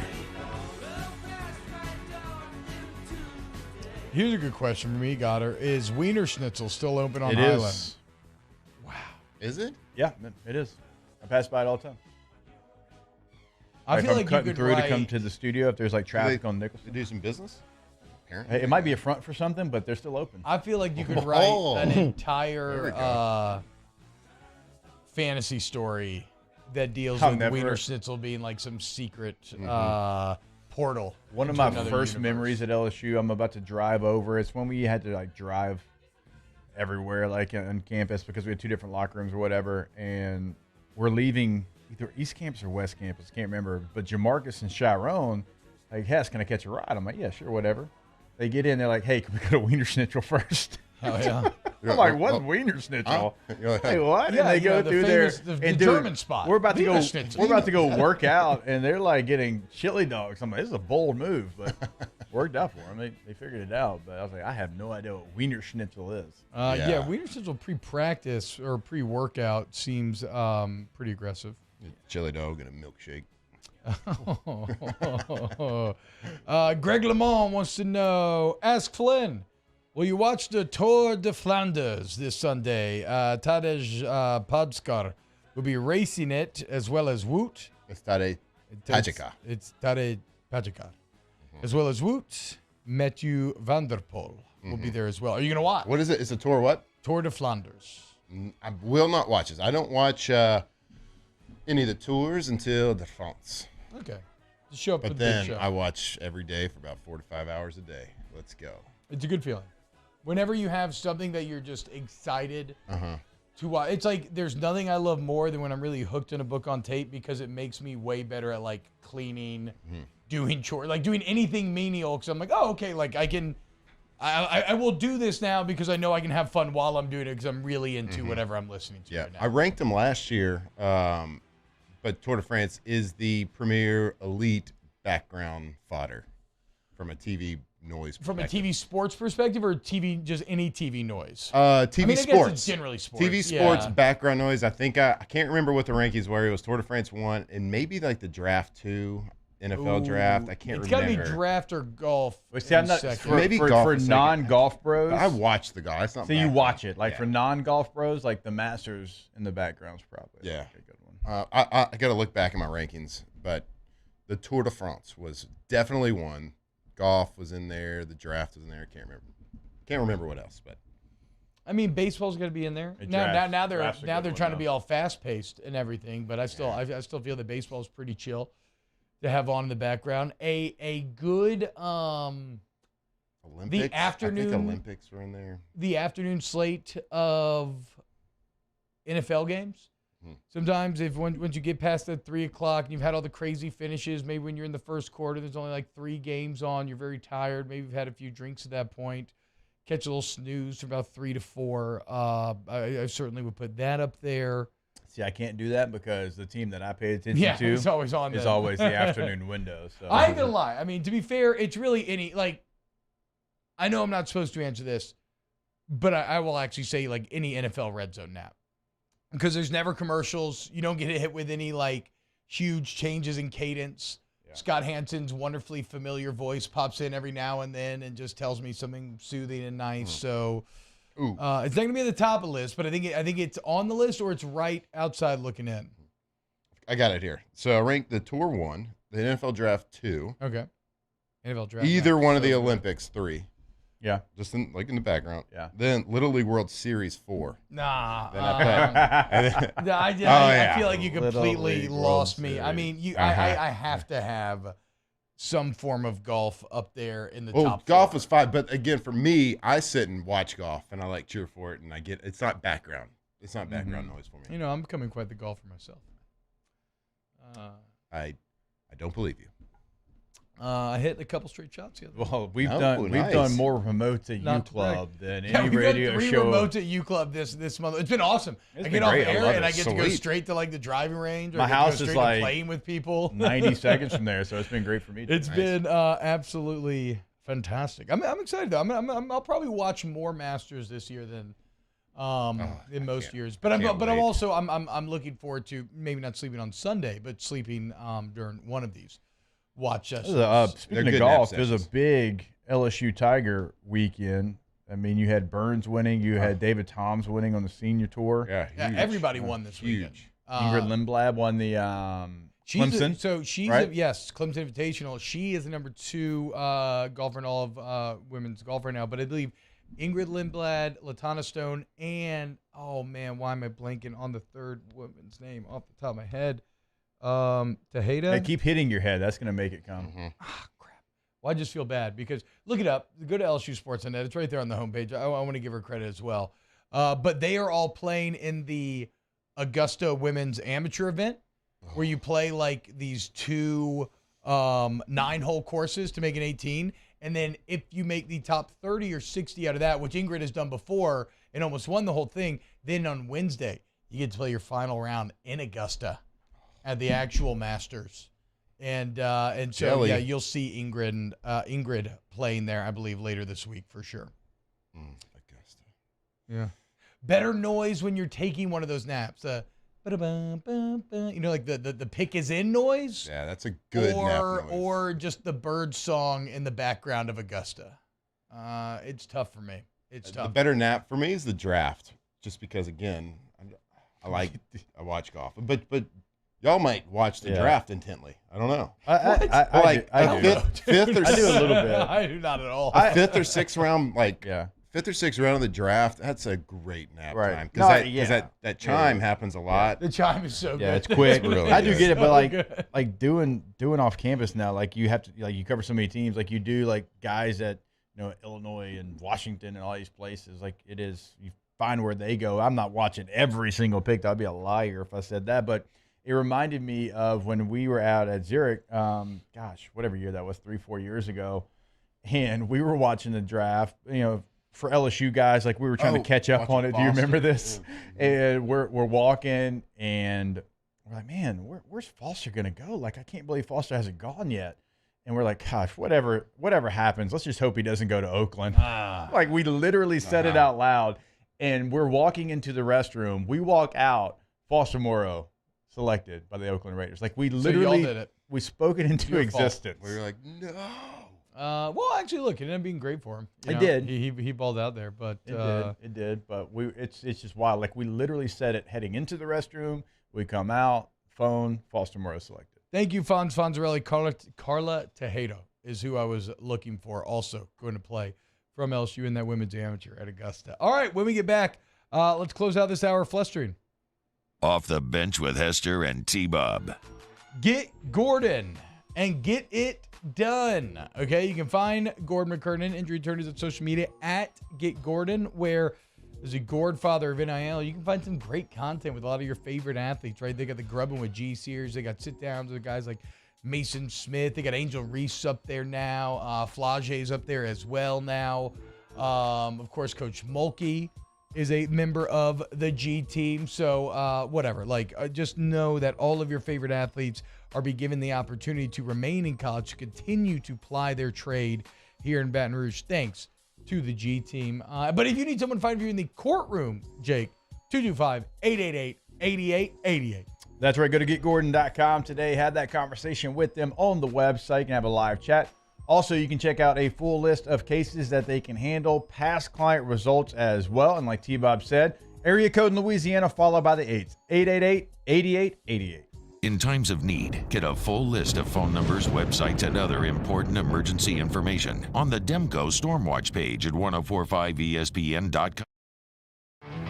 There it is, the extra mile, on the border of expected and extraordinary, for those willing to go further, like vans customized for work or play, with safety and tech to keep you connected.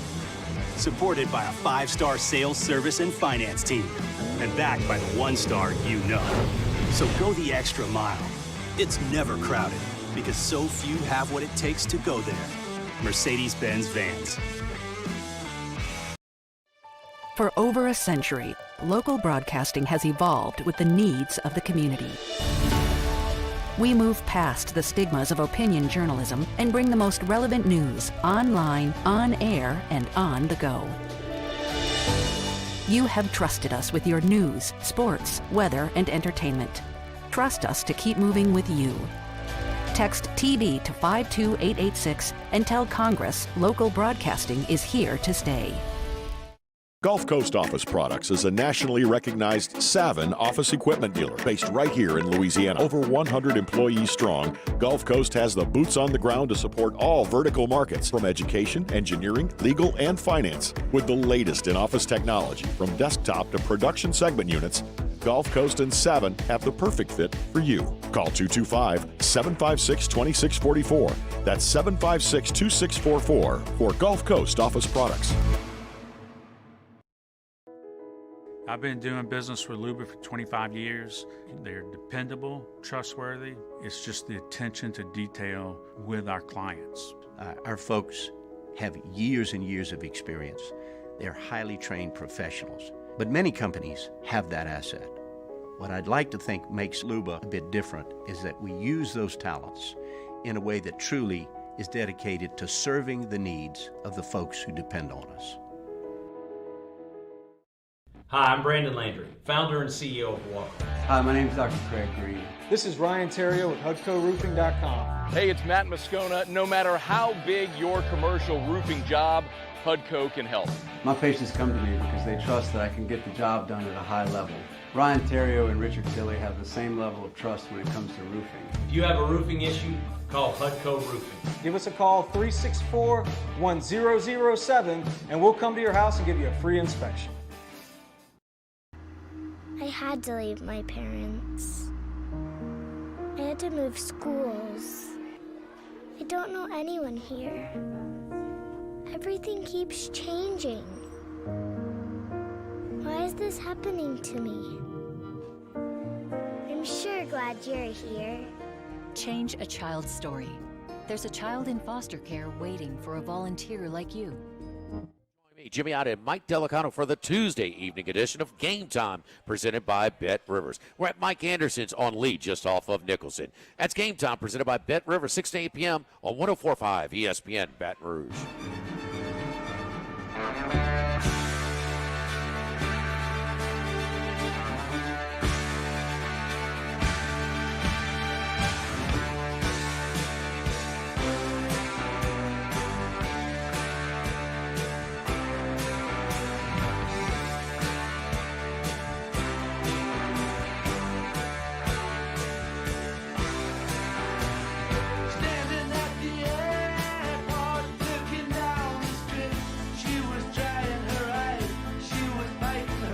All-Star Toyota presents Off the Bench with Hester and T-Bob. ESPN Baton Rouge, New Orleans, Alexandria, and 1130 The Tiger. Scott Dice asks, is it strange that we never mentioned LSU swimming and diving finishing with 6 All-American honors? It is strange. Dang. That is one of the unfortunate side effects of us getting rid of headlines, is that tended to be where we would really dive into. Pun intended? Oh, wow. No, actually not. Wow. Where we would dive into those the sports that don't always get the shine.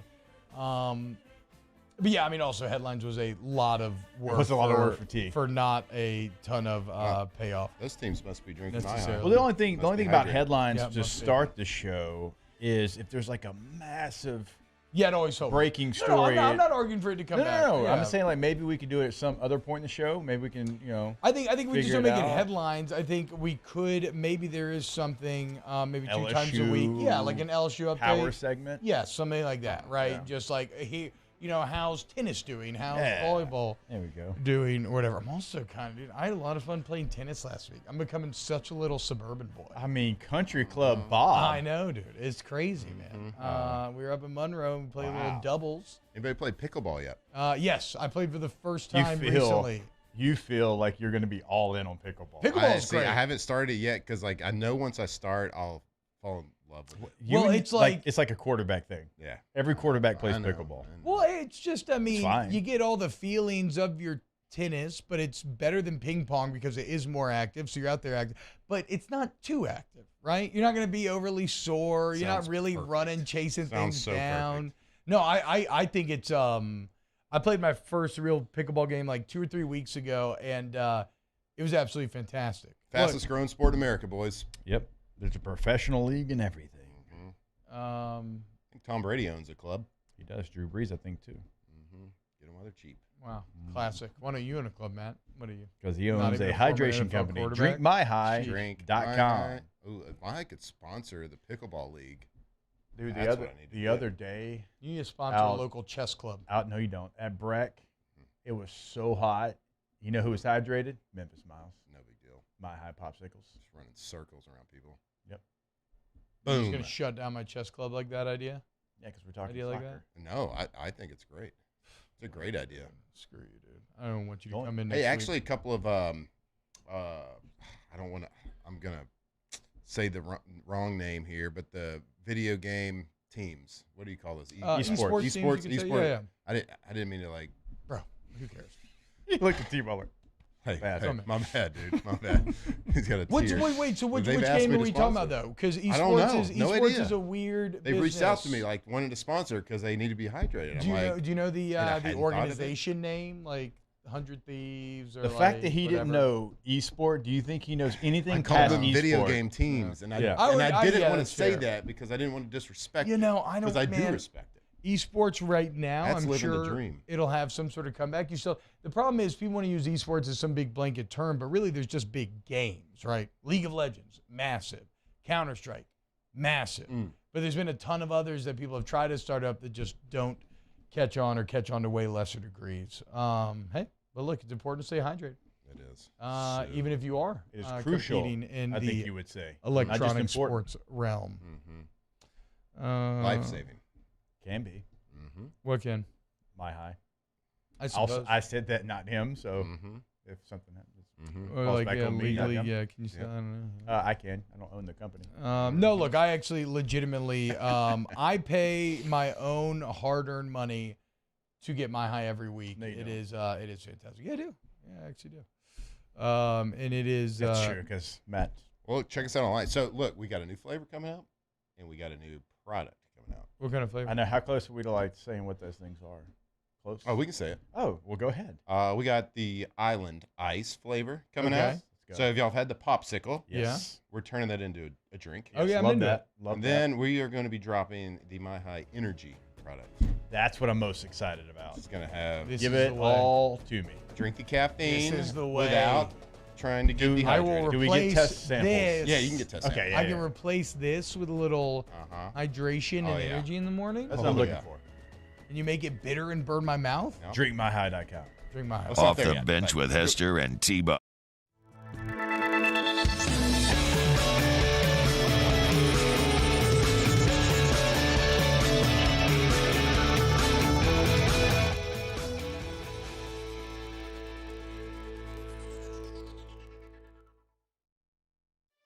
For over a century, local broadcasting has evolved with the needs of the community.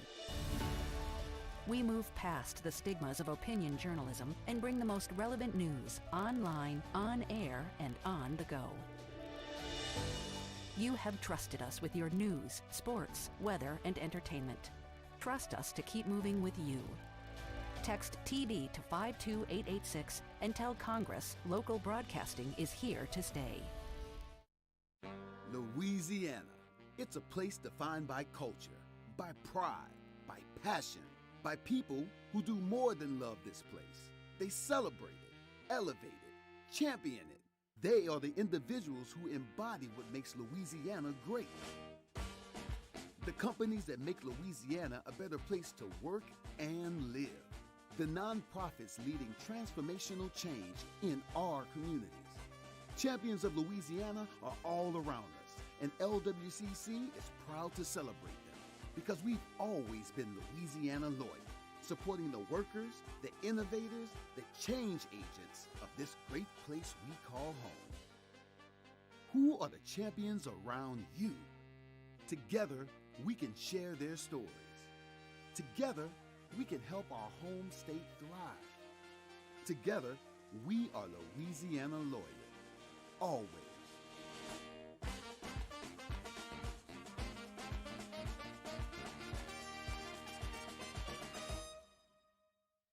Gulf Coast Office Products is a nationally recognized Savin office equipment dealer based right here in Louisiana. Over 100 employees strong, Gulf Coast has the boots on the ground to support all vertical markets from education, engineering, legal, and finance. With the latest in office technology from desktop to production segment units, Gulf Coast and Savin have the perfect fit for you. Call 225-756-2644. That's 756-2644 for Gulf Coast Office Products. I've been doing business with Luba for 25 years. They're dependable, trustworthy. It's just the attention to detail with our clients. Our folks have years and years of experience. They're highly trained professionals, but many companies have that asset. What I'd like to think makes Luba a bit different is that we use those talents in a way that truly is dedicated to serving the needs of the folks who depend on us. Electricity is all around us, and our families depend on it. Every day is sparked by the power of a cold drink or a warm meal, a movie night, and a comforting light at the end of a dark hallway. From sunrise to sunset, playtime to bedtime, our team is ready to take care of your electrical needs, even in the case of an after-hours emergency. The light in your life shines brighter with Mr. Electric.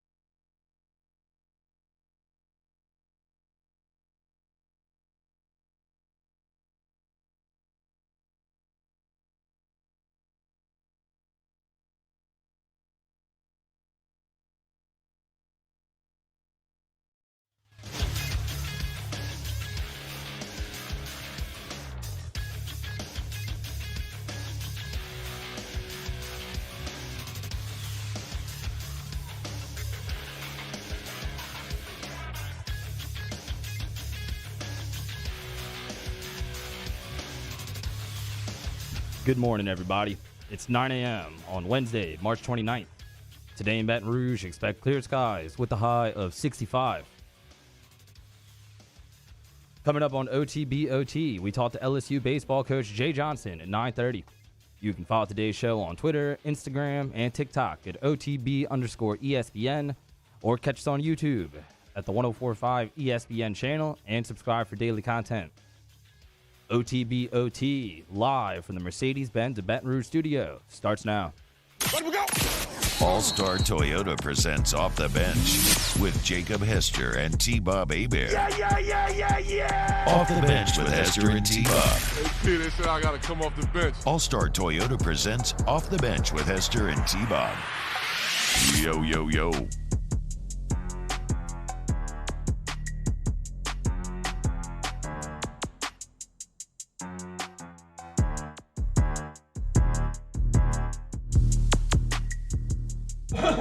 What? What? Did that cough go through the mic?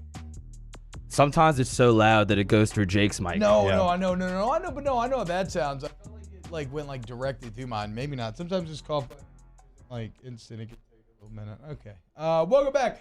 Hour number 3 of OTB. Coming up this hour, we talk to Jay Johnson at 9:30. Cannot wait to talk to Coach as that series is going to begin tomorrow against Tennessee, meaning our weekly visit with Jay is coming a day earlier. We got a few different NFL topics to touch on this hour. I do still want to make fun of Ole Miss, which we unfortunately have not been able to do.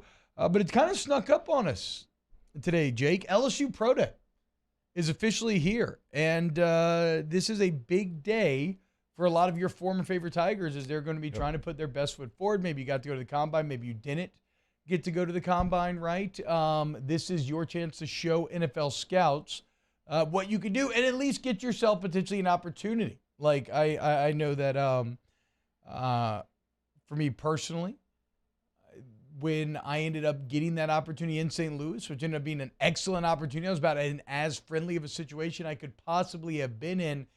The only reason why I got it, Jake, was because a regional scout was there on behalf of the Rams. I can't remember who exactly he was watching, but a regional scout. And I didn't even, I did not run well, right? I did not have a good 40 time. I think it's at 5.3, highly disappointing. Because I knew I was faster than that. I don't know, didn't run well. Everything else went well testing-wise, but then it was the drills. It was as dumb as that sounds. It was the bag drills and all of that ended up getting me an opportunity in St. Louis, and it was one that I will cherish forever, and that was super fun. Had very few, interesting months of my life. But I guess the point is, the only reason why it happened was Pro Day. And so for, guys, now some of these guys on this list, they're already fine, but, Seven Banks, Micah Baskerville, Jarek Bernard Converse, Kayshon Boutte, Anthony Bradford, Joe Fouché, Mekhi Gardner, Ollie Gay, Todd Harris, Jeray Jenkins, Mike Jones Jr., B.J. Ojolari, Colby Richardson, Jaquelin Roy, Tremont Shorts, Jay Ward. Some of these guys will have the path of their lives altered for the better due to what they do today. They certainly will. And Pro Day is different for everyone like you laid out there, T. If you didn't have the opportunity to go to the Combine, well, maybe you're working on something different, but that doesn't mean you can't help yourself at this Pro Day. I've told my story 1,000 times. I didn't think I could get any better and probably kind of was going to live in the same world as far as my testing numbers. Yeah. So for Pro Day, I didn't do a whole lot. I think I went out there and I did measurements and drank about 2 gallons of water because I was a little underweight and I wanted to make that weight look a little bit better to play fullback. But I wasn't going to test because what I did at the Combine, I wanted to stick with it. But the drills were going to be really important for me. And going out there and doing the running back drills, yes, but they also wanted me to go into the slot and show that I could run routes as well. Yep. And that was something that the Chargers, when they drafted me, they wanted to see that. In fact, after I got drafted, they were like, hey, that was kind of one of those final decision type things because they were going to draft a fullback. They were going to draft, they hosted Owen Schmidt and Peyton Hillis and myself, and they were going to draft a fullback, but they were a West Coast offense. Norv liked to have fullbacks, the F in his offense, out wide, in the slot, different places. And so Pro Day for me, I'm not knowing that at the time, that was big for me. So you can do something here that you didn't do at the Combine that could potentially get you drafted. So it is a big day for all of these prospects. Obviously, you've got a ton of different guys, different positions, different rounds where they're going to go, but all of the guys can help themselves in some way or, unfortunately hurt themselves in some way. But today is a very important day, not just the combine. You have to do it at Pro Day as well. Yeah, a bit nerve-wracking of a day as well, because it is such a, okay, you've been building up to this moment. Here is your moment. Like, oh, that's cute. You were getting 32 reps on bench during training. Well, let's hope you do it today. You can jump higher than that. Well, guess what? You didn't do it today. And so, it's always nice to watch people battle that. And then during these drills, they try to tire you out, right? They want to see your toughness. They want to see your conditioning. And it's interesting because we've seen guys this year, huge college stars, fail. I mean, we didn't talk about it, but the story about Jalen Carter from UGA, whose bad offseason continues. And to be clear, look, there's a human element in all of this, right? That I had to have pointed out to me because I was just so focused on just the results. Like, Jalen Carter's going through some things, okay? Obviously. Regardless of how you feel about what he did with the street racing incident that night and 2 lives being lost, at the end of the day, those are still 2 of his friends, right? And just because maybe you didn't do the right thing, that doesn't suddenly make you less sad or less distracted or less feeling bad about anything and everything. And so I guess it shouldn't come as the biggest surprise, but he hurt himself at his own pro day where he was unable to finish the drills. He started cramping. He was too out of shape. And again, I can understand how he got there, but it does show you that they are going to try to break you here. And they want to see, okay, who's been doing the right things and who's going to be ready. And if you pass that test, well, yeah, again, you stand a chance to make a lot of money. Out of this list, Jake, who do we think is going to get drafted first? Probably B.J. Ojulari. Yeah, B.J. Okay, B.J. would be for sure. And then, which is kind of funny, right? Because forever you would have thought Kayshon Boutte would be, if not for sure, 1. For sure, number 2. What do you think? After you get past Ojulari, is it Kayshon then? It might be Jaquelin Roy. That's what I was looking at. Or is it somebody like Jaquelin Roy? I think I'm going to go Roy. This is going to be important for Kayshon. Kayshon's number, because his first attempt was just, it was slow. It is what it is. There's no real way to sugarcoat that. His second was certainly better, but he's got a lot to prove. There's been a lot of noise around him the last 18 months, so he's got to overcome that. Meetings were probably crucial for him at the combine, and here you'll have those small little get-togethers at Pro Day as well. Those are big for him, but he's got to go out there and run a better number. Yeah. I mean, the receiver position, you can be a slot receiver, but you've got to be able to go out there and show that if you're not straight line fast, that you've got change of direction fast. He did not do that at the combine. Yep. He's got to do that today at Pro Day. Well, and so he's kind of he's on the opposite of your situation where you had already tested well, and so you didn't need to rerun. Pro Day for him is that golden opportunity, that kind of get out of jail free card. Go prove that you are more ready to run now than you were at the NFL Combine, and you stand to benefit greatly. I wonder what we'll see out of Kayshon Boutte eventually. Right now, ESPN.com has a full 7-round mock draft up, and B.J. Ojulari is the first off the board at 44 for the Falcons. And it also tells you, this group of LSU players, you've got some studs in it. I think B.J. is going to play for a very, very long time. I think there's a lot of players that are going to play and be vested NFL veterans. But when you look at the list, you're not losing what LSU typically loses, a top 15 pick. No, true. So it gives you another great example of what you truly have coming back for this 2023 LSU football team. Well, and again, I would say it's a kind of a feather in Brian Kelly's cap for the results of last year, to put together an SEC West winning team and beating Alabama and all these things with a group like this, which, again, I loved the contributions of these players, but to Jake's point, this is not the most purely just overwhelmingly talented group that we've seen, and yet they had the best results of, since the national championship. It seemed to right the program. So what happens when you get back to combining that elite talent with the Kelly system? And, well, you see why the expectations and optimism are so high surrounding LSU football right now. So best of luck to everybody competing in Pro Day today. Cannot wait to see who the kind of secret winners here are and hear about his times and everything. I'm sure we'll touch on him a bit tomorrow as well. Unless I missed it real quick here, T-Bob. I see Roy in this mock draft at 70 to the Raiders. I see Anthony Bradford, 110. That makes sense. To Anthony the Falcons. Bradford remains like a very high potential guy in terms In the fourth of round. his size and speed and whatnot. You don't see Where's Keyshawn Jarek Booty's Bernard name Converse? until the fourth round, 132 to Carolina. Yeah, that makes sense. Where's Jarek Bernard Converse? I have not come across his name yet in this mock draft, but it has Ali Gay going in the fifth round to the Ravens. So it kind of gives you an idea. Is Jere Jenkins draftable? I don't know, but Jere's going to have an opportunity, I think, because of what he did in special teams at LSU. He actually had a really nice special teams career. That's going to give him an opportunity from day one to get his foot in the door.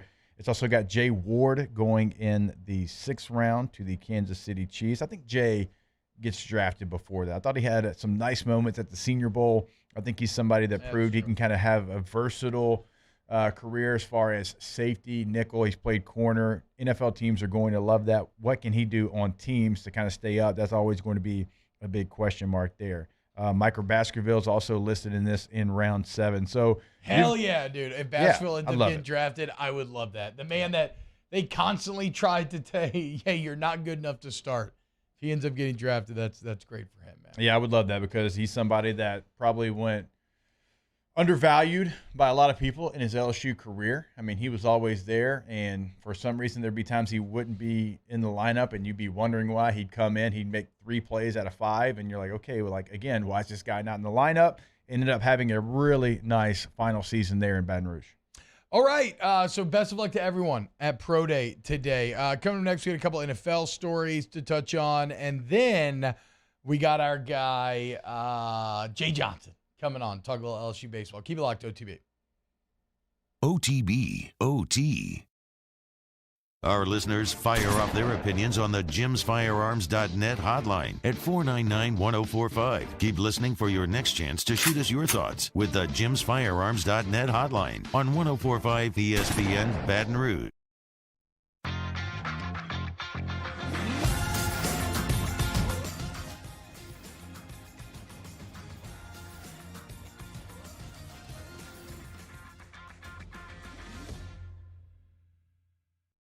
Electricity is all around us, and our families depend on it. Every day is sparked by the power of a cold drink or a warm meal, a movie night, and a comforting light at the end of a dark hallway. From sunrise to sunset, playtime to bedtime, our team is ready to take care of your electrical needs, even in the case of an after-hours emergency. The light in your life shines brighter with Mr. Electric. Hi, I'm Brandon Landry, founder and CEO of Walk. Hi, my name is Dr. Craig Green. This is Ryan Terrio with HUDCORoofing.com. Hey, it's Matt Moscona. No matter how big your commercial roofing job, HUDCO can help. My patients come to me because they trust that I can get the job done at a high level. Ryan Terrio and Richard Tilley have the same level of trust when it comes to roofing. If you have a roofing issue, call HUDCO Roofing. Give us a call, 364-1007, and we'll come to your house and give you a free inspection. I had to leave my parents. I had to move schools. I don't know anyone here. Everything keeps changing. Why is this happening to me? I'm sure glad you're here. Change a child's story. There's a child in foster care waiting for a volunteer like you.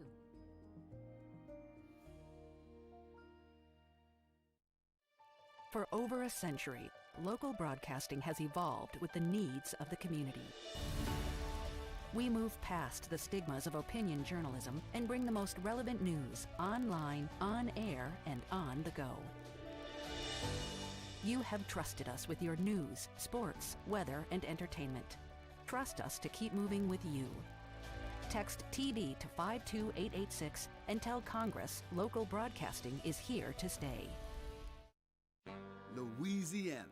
It's a place defined by culture, by pride, by passion, by people who do more than love this place. They celebrate it, elevate it, champion it. They are the individuals who embody what makes Louisiana great. The companies that make Louisiana a better place to work and live. The nonprofits leading transformational change in our communities.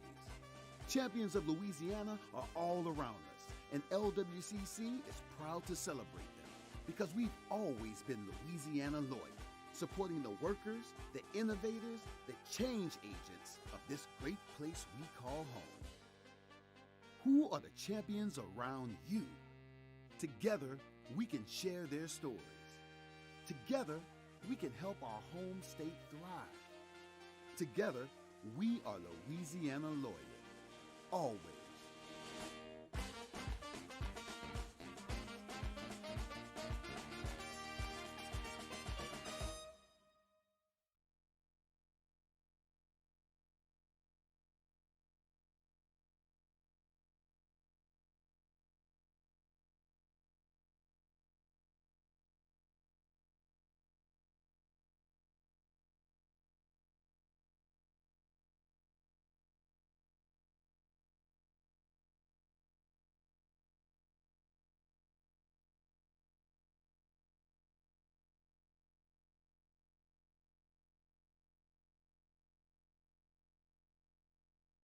Hey, it's Hunt. Join me for a Wednesday edition of the Hunt Palmer Show. Chris Demouy, former Tiger, talking baseball. Get you ready for LSU in Tennessee and a recap of LSU and Grambling from the box. Hunt Palmer Show, 1 to 3 weekdays, 104.5 ESPN Baton Rouge.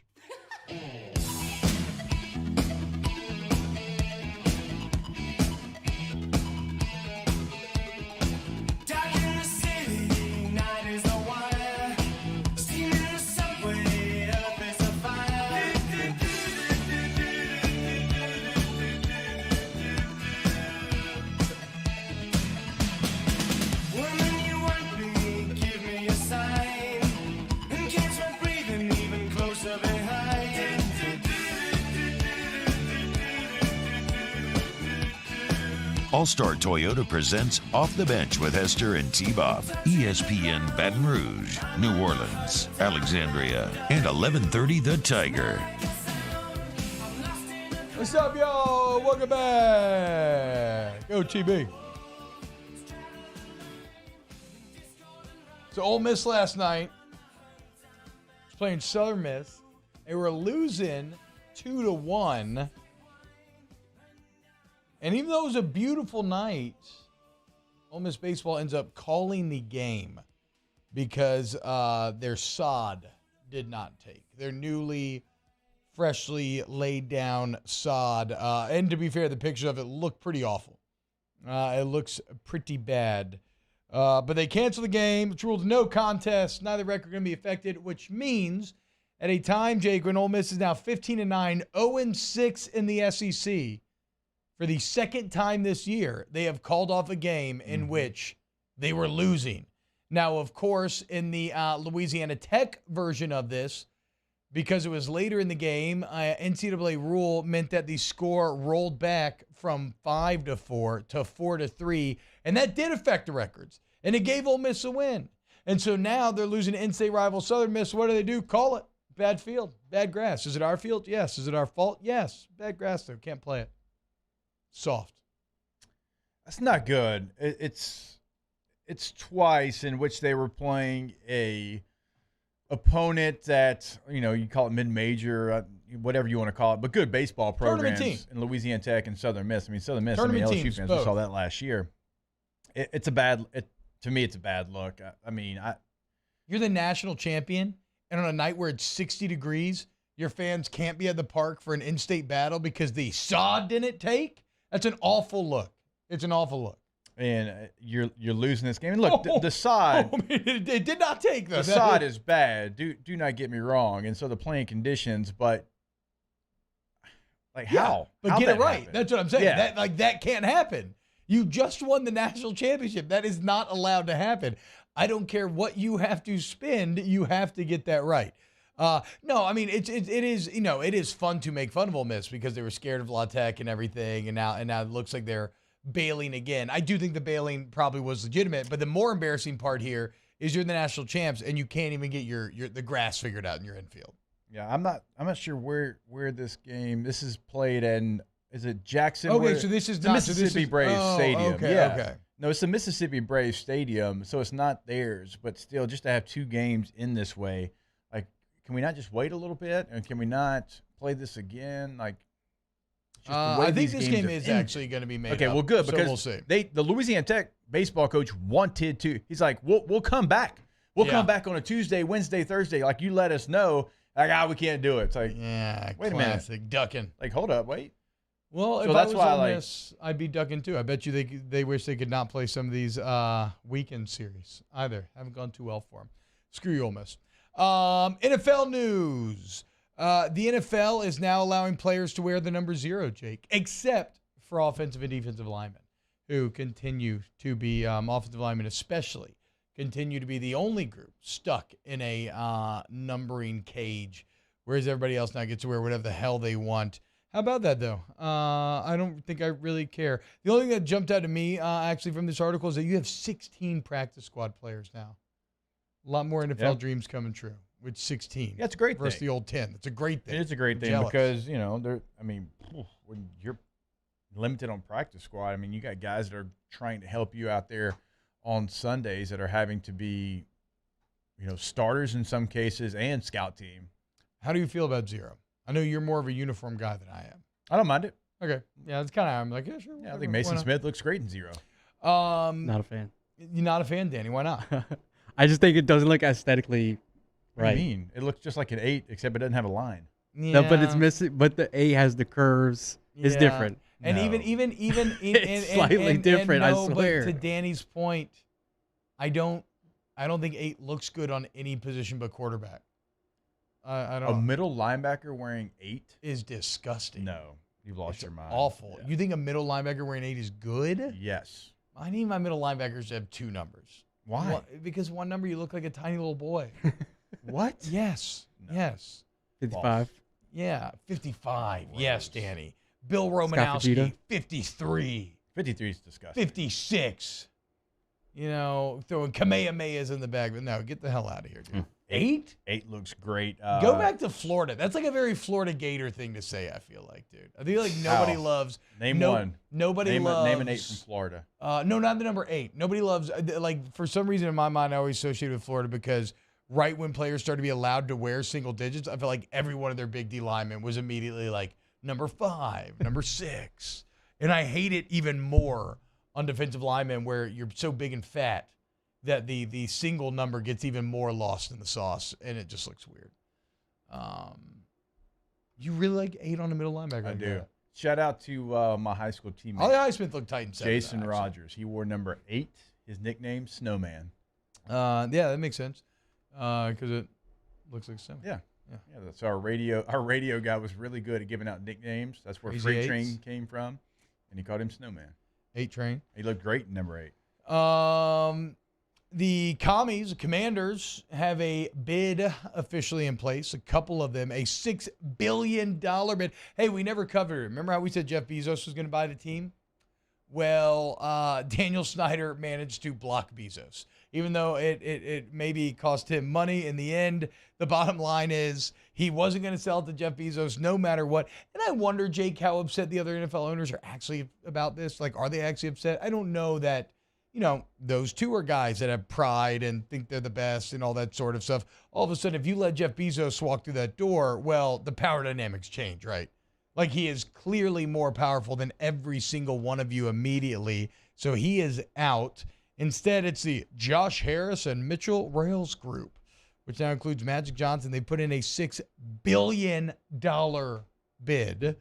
And then you also have a Canadian billionaire, Steve Apostolopoulos, who has submitted a fully funded $6 billion bid for the commies. And look, I don't know about you, Jake. If I'm a businessman, why wouldn't you do anything you could to get your hands on an NFL franchise? Because I don't know that there's a more sure investment on the planet Earth.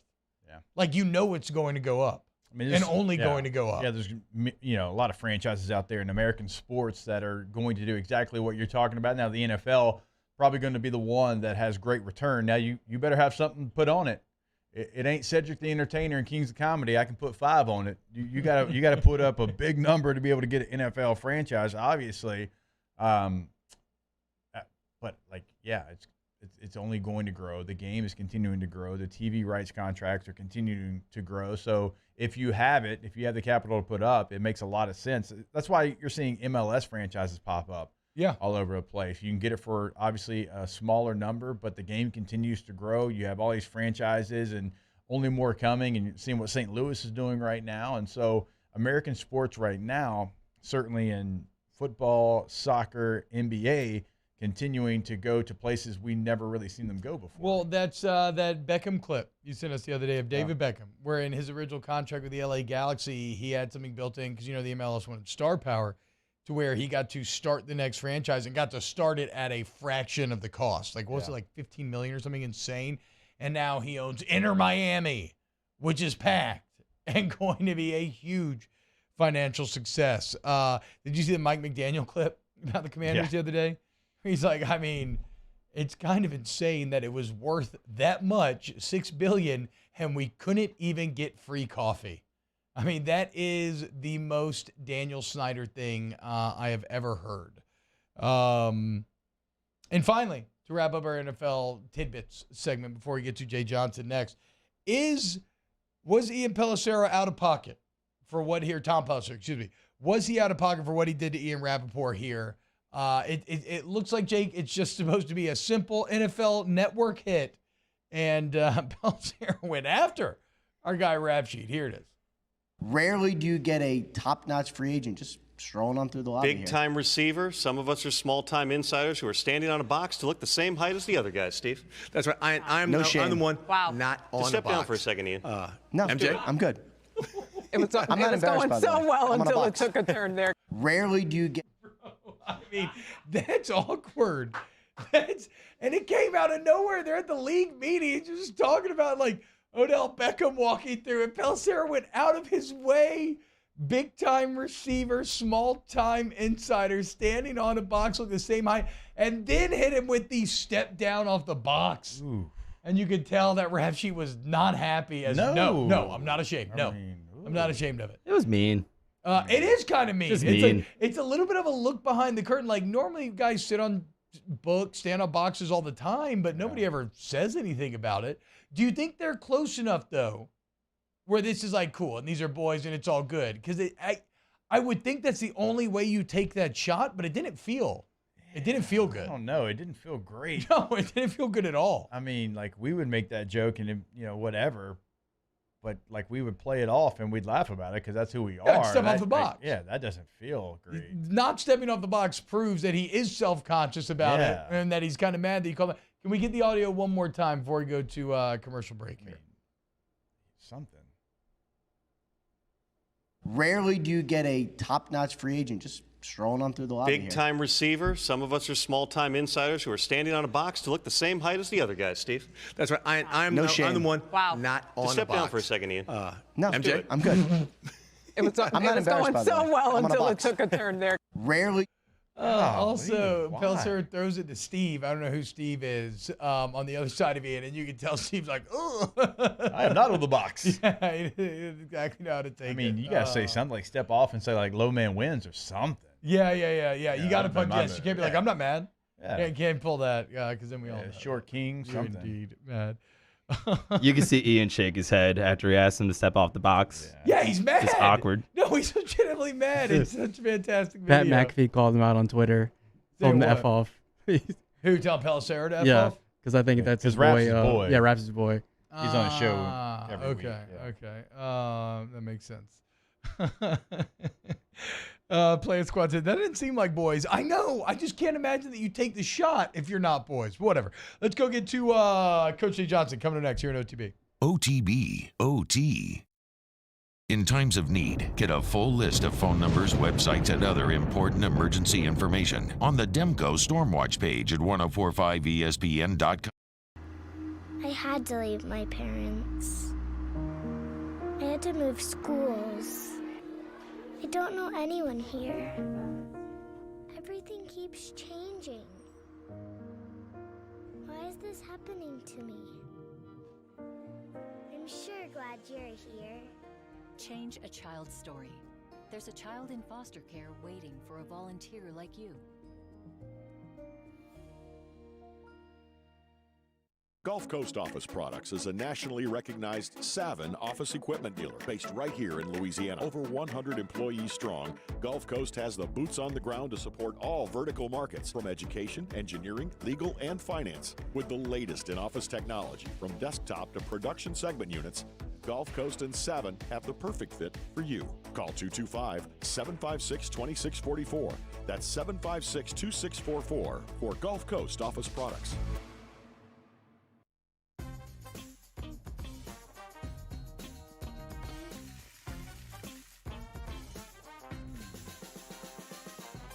The best kept secret in town is out. Discover Tallulah at the Renaissance Hotel on Bluebonnet.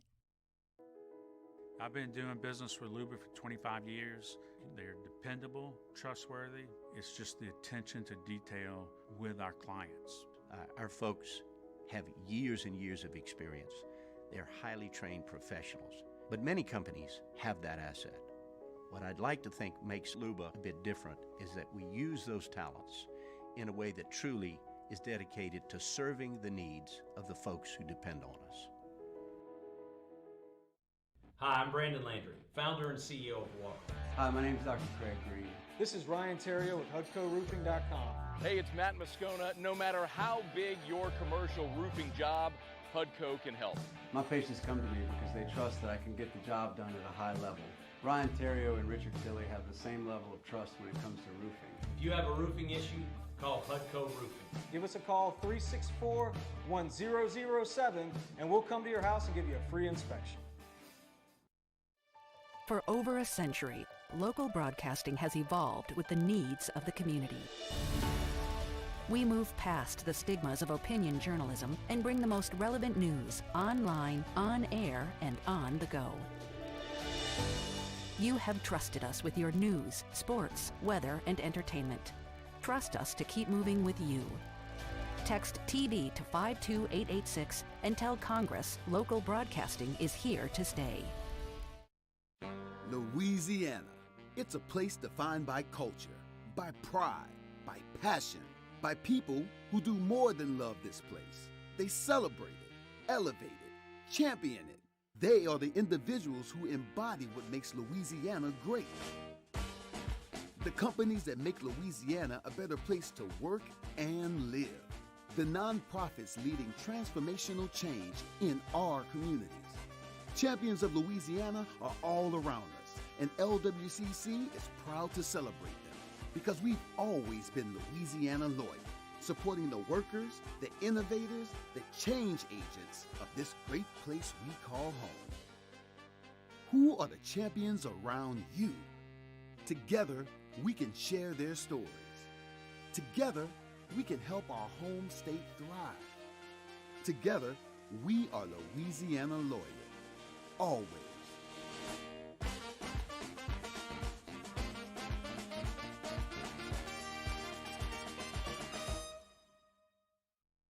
Hey, it's Matt Musso. Join me Monday through Friday for your daily Musso. Join us for Wednesday's AFR presented by Pluckers. Matt is back in the host chair. We're recapping LSU Grambling from the box and Pels Warriors from the Bay Area. It's Wednesday's AFR, 3 to 6, 104.5 ESPN Baton Rouge.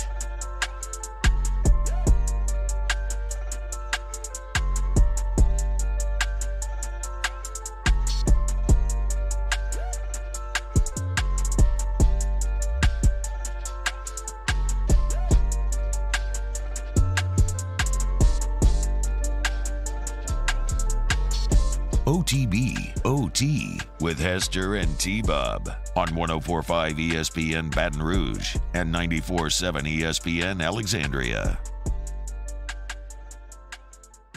Welcome back off the bench, and we're doing it a day early this week, folks, but every week we are lucky enough for the head man of LSU baseball, Coach Jay Johnson, to give us a few minutes of his time. He does not have to do this. He does this out of goodness of his heart, and it's a massive series coming up. This one we've been counting down really for years in a lot of ways, as the Tennessee Volunteers are coming to Alec Box starting tomorrow, okay? So everybody get ready to get rowdy for the next 3 days. Talking to Coach Jay here a day early. Coach, what's going on, man? How's your day going thus far? How much does the schedule change when you're in the premier SEC series and you start on Thursday? Well, we're getting in a good routine of having 10 Premier Series in a row, so that part's good. The Thursday thing, I don't think it means a whole lot for the players. I think, if anything, it gives them a little breather by getting a day off on a Sunday, so that's a positive. Yeah. On the coaches, it moves you up, speeds you up a little bit. I mean, to be honest, like, I spent a lot of yesterday doing some stuff for the weekend, even though we had a game Tuesday night, so you just kind of have to adjust your clock, weekly clock a little bit. But for the players, it's not a big deal because we do so much work on game days also with batting practice and that type of thing. Well, Coach, I mean, y'all have had to move so many things, like, moving a day up, probably not unfamiliar for y'all. It feels like every time that y'all have had a big matchup because of weather, y'all have had to move the game, and it seems like the team has handled that well. Yeah, these guys have a real maturity about what they're doing. Sometimes you worry, hey, we start on Thursday, or it's a double header, or maybe it's a Tuesday game in the middle of two, really tough SEC opponents. How do you handle that? And so far, so good. These guys have been in the right mindset every time we played, and I expect they'll be that way this weekend. So speaking of mental toughness, Coach, I have to imagine that you felt like you saw a lot of that out of your team this last weekend, right? Where Skeens goes out there, him and Shores put together a gem of a 9 innings. The bats, unfortunately, are unable to break through. Then at the end of the game in the 10th, everything goes awry, and all of a sudden you're sitting there, and it's a couple SC losses in a row. It's been a long time since you've won a series off of Arkansas. They came in here, did that on Friday. It felt pretty intimidating at the time. Now, you kind of knew maybe Arkansas was getting a little low on their top line arms, but for the team to come back and take care of business in the way that they did on Saturday, get that crucial series win, what did you learn about your team's mental makeup? Yeah, I think I honestly wasn't surprised with the response. I mean, we'd only lost 2 games prior to Friday, and the responses to those losses have been exactly what you want as a coach, as a fan, as a teammate, all of those types of things. So I wasn't surprised. I think, you mentioned Arkansas. I mean, they're one of the standard bearers in the league for baseball and have been about as consistent as anybody. So the only difference is you're facing a really good opponent, and then we ran right through that thing and right towards the fight. Gave up 2 in the first of the second game too, and big 4 spot. Dugas 2-run homer, Trey home run, and it just seemed like we were kind of off and rolling. But these guys have a lot of confidence, so they don't get shook when there's a little bit of adversity, and that's a sign of a championship caliber team, and I expect they'll keep doing that. Coach, sometimes when you're the absolute best at what you do, we see it all the time as far as like coaches, and they don't win Coach of the Year because they've got to a standard where they're supposed to do that. I feel like we're falling into that with Dylan Cruz and what he's doing right now. I mean, he's having one of the most epic seasons that we've ever seen in college baseball, and it's kind of a side story. Like, how do you explain what he's doing right now? Because I feel like everyone should be talking about it, but he's been so good, and he is so good that we feel like, oh, yeah, it's just Dylan Cruz doing Dylan Cruz things. Yeah, he's like 3 players in one type thing is the only way I can come up with it. It's phenomenal, and I mean, just like last night, it's 2-2 with a walk. Like, he just doesn't give away a pitch. The perfectly built baseball player mentally and physically. He's taken on a huge leadership role with the team. Just the execution of his plan, pitch to pitch, at bat to at bat, both on offense, on defense, on the bases is special. And I've never seen anything like this, and really proud of Dylan and how he's going about things. Yeah, it's like Jake said, I think you start to take it for granted at a certain point. One thing that it was impossible to take for granted last weekend, Coach, and it's because it was just so visceral and so in your face, was Tommy White in Game 3, right? I mean, coming up there, hitting the 3-run bomb, throwing a little style on it, and then next time coming up bases loaded and just making it look easy as he does it again. Where does that stand out in your mind as kind of one of the more memorable performances that you've seen as a head coach? Yeah, for sure. I think really proud of him, and we were talking about responding. He had a tough game on Friday, and over the course of 70 games, and especially going through a 30-game SEC schedule, that's going to happen. Yeah. And, again, you kind of take it for granted because it doesn't happen to guys like him and Dylan very often. But, we spoke a little bit on Friday night afterwards, and he was ready to roll. Like, that was impressive. Big 2-strike hit in the first game. I mean, it's a small thing. In the first inning of the first game, he got down 0-2 and singled, and hit a big sacrifice fly in that game, and was just ready to roll in that night game. And I'm really, really happy he's here, obviously. And when you can put those two guys back to back in the order and have guys in front of them that are good, guys that are behind them that are good, makes it really tough on that opposing pitcher. And you really do have to tip your cap sometimes to the opposing pitcher when they do well, like Hunter Holland and Hagen Smith on Friday. Like they earned that victory, and that's what we want to do. We want to be hard to play and make teams earn their wins against us. Well, and you get the opportunity this weekend. One more on last weekend, though, Coach, from me here. Chase Shores. It's kind of maybe lost a little bit in it because it came at the end of that Friday game, and the game ended up taking on a bit of a different narrative. But I feel like that was truly like the baseball equivalent almost, or at least it felt like, hey, here's the deep end. Can you swim? Go figure it out. And he battled, man, a lot of full counts, right? Like a lot of big pitches in there. Do you feel like you kind of saw Chase Shores grow in front of your eyes on Friday? Yeah, he's a dude. And, maybe it wasn't as recognized because we were on the road last Sunday. But, I mean, he got us out of a very tough spot with relative ease against Texas A&M. True. And got us to the point where we were in position to win. So that's 2 weeks in a row against two great opponents where this freshman has come in and is beating people with his stuff. And his stuff combined with his mental maturity and makeup, is why I refer to him. I mean, he's a future ace in our program. There is no doubt about that. Coach, I want to stick with the pitching staff because you're right. I mean, he's been fantastic. But someone else that's been fantastic coming into the game is Garrett Edwards. I mean, he's pitched in 8 games. He has a sub-1 ERA. That's with 20 2/3 innings pitched. So it's not like he's only thrown 5 innings. He has been someone that when he comes in, he closes the door on whatever the opponent is trying to get going, and he's been really a key piece for you, I know, putting him in different situations. Yeah, for sure. I think to have a championship or a special type season, 2 things have to happen. Your dudes have to be dudes. The tall Stevens, Dylan Cruz, Tommy White. That has to happen. And then somebody has to emerge that maybe you weren't counting on. And that's Garrett. And it's never been a talent situation with Garrett. Both the pitching coaches I've had here have told me how good they thought he could be. He's fought through some injuries. He's had to persevere.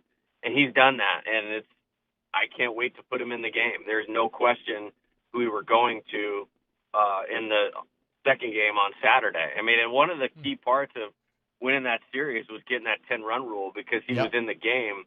And, we were going for it in that 7th inning. We scored 3 in the 7th, so that allowed him to come back in the second game, extend in the second game, and his contribution's been phenomenal. It's not just the numbers, it's when he's gotten the numbers, we've really, really needed him, and he's really come through. Yeah, it's cool, too, the whole story of him, like, running over to the football center, getting a little cryotherapy, showering, redressing, re-warming up, and then coming back and throwing 4 blank innings like he did. Fantastic. And then, look, you take care of business in the midweek. Again, another 7-inning onslaught where the bats eventually lean, and just break through. And now arrives Tennessee, who in terms of regular season success has been at the top for the last couple of years. LSU suffering at their hands in a super regional just a couple of years ago. They've kind of been viewed as like the bad boys, Vattel, like the young up-and-comers and everything. They've had a weird year. Swept the first week, sweeping the second week. What have you seen out of the Volunteers so far this season, Coach? Yeah, they're super talented. I think maybe the most complete team that we've played between both sides of the ball. They have one of the best starting rotations in college baseball, if not the best. They have some really talented position players, and this will be a great weekend. I mean, this is one I know everybody's looking forward to, and we're all looking forward to it. And it'll be 72 hours of go for it, and then we'll be back out of practice on Monday, getting ready for the next one. But in the moment, we need the fans to show up like they did Saturday night. That was something special. And I'm sure they will. And I know our team will play hard for them, and they will compete, and should be a great weekend here. It is going to be a fantastic weekend at the Box. So get out, support this number one team in the country that has the pitcher that ranks basically number one in the country in every statistical category. Same thing on the hitting department for Dylan Cruz. One of the best defenses in the entire country. Just a fantastic team to watch. And the Tennessee Volunteers coming to town. Coach, thanks so much, man. Best of luck this weekend. All right, guys. Have a great day. Thanks, yes, Coach. Sir. You as well. Coach Jay Johnson, getting these boys ready to roll. My last question was going to be just what he said there at the end, like how excited he was maybe to see the Box at its absolute peak, because I think you're going to get it. Yeah. And you've had to move some game times, as I mentioned there, but also, like, this is Tennessee. And there's something special, I think, about this series because, as we talked early in the show, of what Tennessee baseball is now, how it's kind of played out for you when you played them, and now you get the opportunity to host them. Yeah. Now you get the opportunity as the number one team in the country. You get the opportunity with a team that you feel like is the best team in the country. I know the fans have been looking forward to this one for a long time. I think this will be the best Alec Box atmosphere that we've seen in like a decade. Yeah. I truly do. I know we've had national championship appearances and runs and all that in the last decade. This will be, I think, the loudest that you'll hear it in a very long time. I could believe it. It'd be like it was when you were a little kid, man. Like what I'm always telling you about with the Drew V Medical, where they can make you kind of recapture those feelings that you used to have and the glories of your youth. But it's with a plan that is customized to you, right? So maybe hormone replacement therapy is for you. Maybe it's not, right? Because maybe your body doesn't need it. Your bottom line is the body is the guide. They draw your labs, and then they create a custom plan for you, okay? We got locations in Baton Rouge, Metairie, Slidell, now Shreveport as well. Go get that consult, okay? 20, 30, 40, 50. Aging happens to us all differently. Fight the process. Do upkeep on your body. Feel good. Ask about semaglutide, metabolization optimization while you're in there. Rejuve Medical, restore me, refuel me, rejuve me. Ask the Bench coming up next. OTB, OT. Our listeners fire up their opinions on the jimsfirearms.net hotline at 499-1045. Keep listening for your next chance to shoot us your thoughts with the jimsfirearms.net hotline on 1045 ESPN Baton Rouge.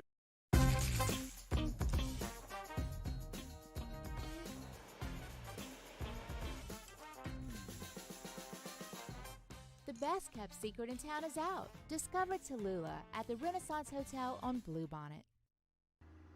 I had to leave my parents.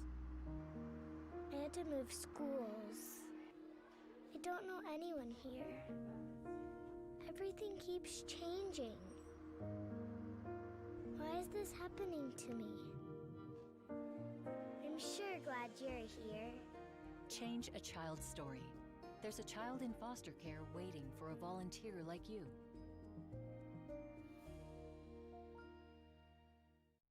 Gulf Coast Bank and Trust is giving our customers the power to bank anywhere, anytime during this challenging event.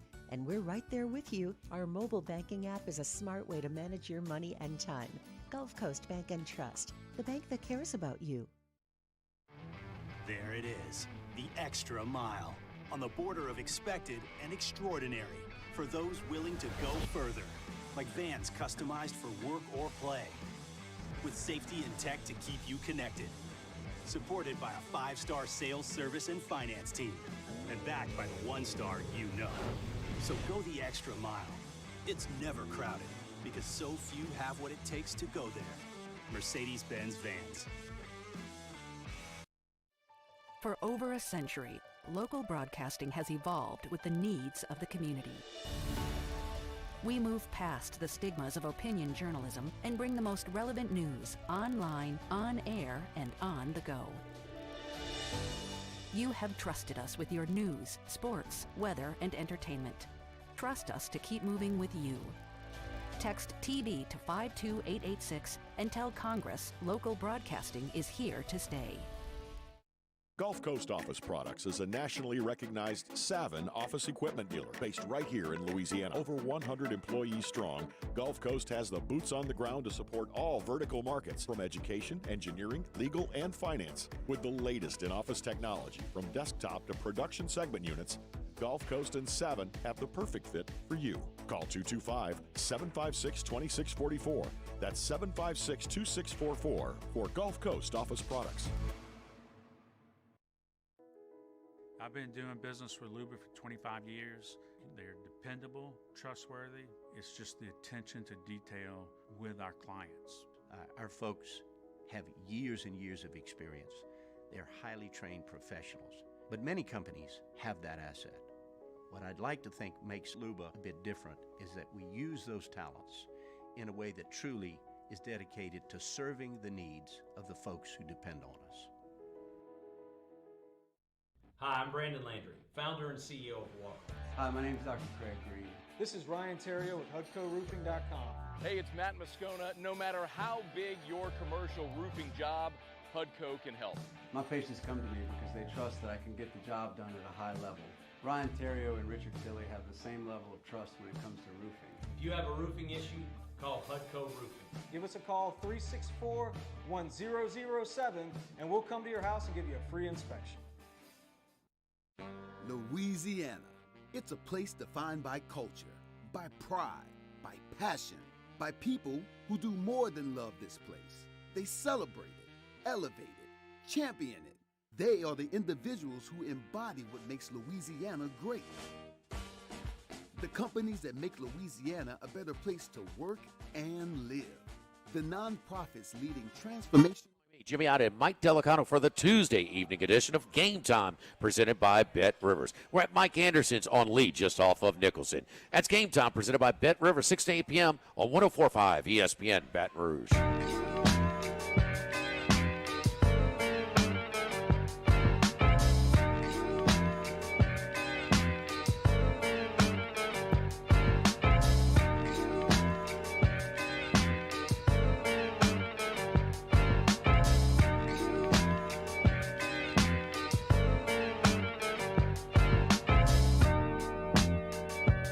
OTB OT with Hester and T-Bob on 104.5 ESPN Baton Rouge and 94.7 ESPN Alexandria.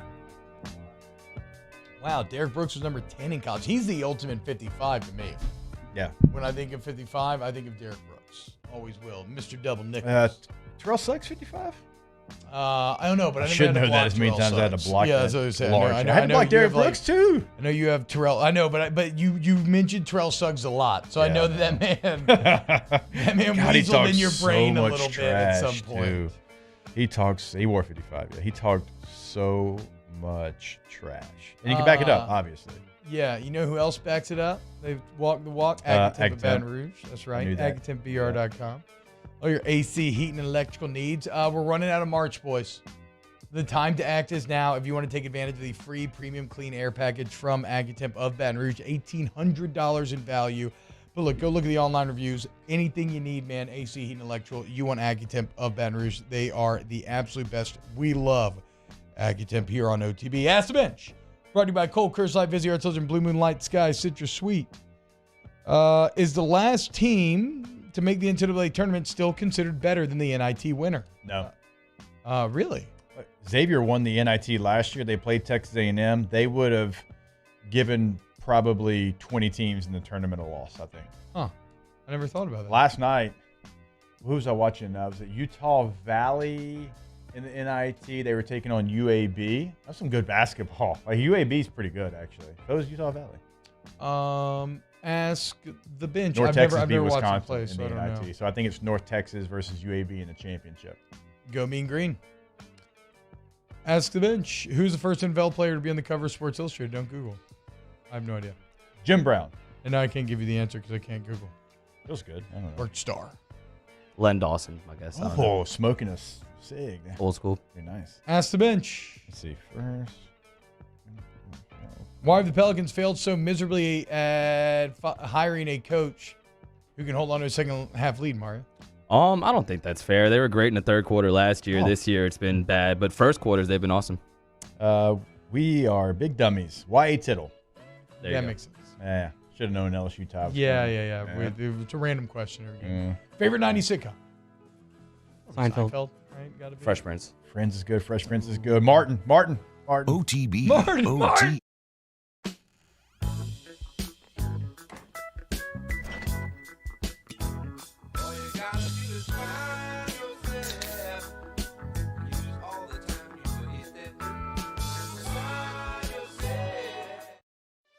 For over a century, local broadcasting has evolved with the needs of the community. We move past the stigmas of opinion journalism and bring the most relevant news online, on air, and on the go.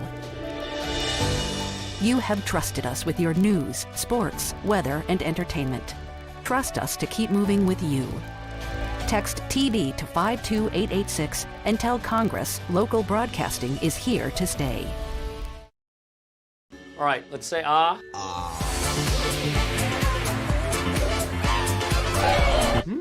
Where'd my spotlight go? Super weird, but we can take care of it. Get in and get better at Patient Plus. Follow us on Twitter at 1045ESPN to cast your vote in the Citizens Bank and Trust poll of the day. Vote daily inside Off the Bench, anytime. Hunt Palmer. And after further review, Citizens Bank and Trust brings you the poll of the day via Twitter at 1045ESPN. I had to leave my parents. I had to move schools. I don't know anyone here. Everything keeps changing. Why is this happening to me? I'm sure glad you're here. Change a child's story. There's a child in foster care waiting for a volunteer like you.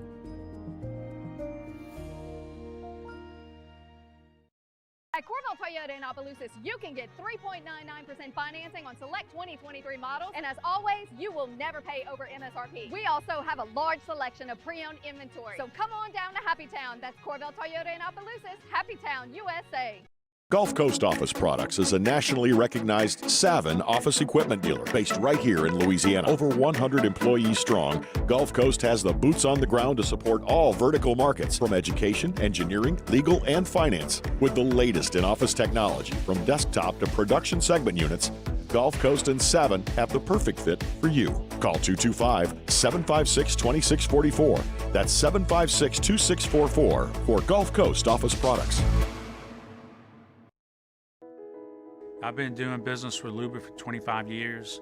They're dependable, trustworthy. It's just the attention to detail with our clients. Our folks have years and years of experience. They're highly trained professionals, but many companies have that asset. What I'd like to think makes Luba a bit different is that we use those talents in a way that truly is dedicated to serving the needs of the folks who depend on us.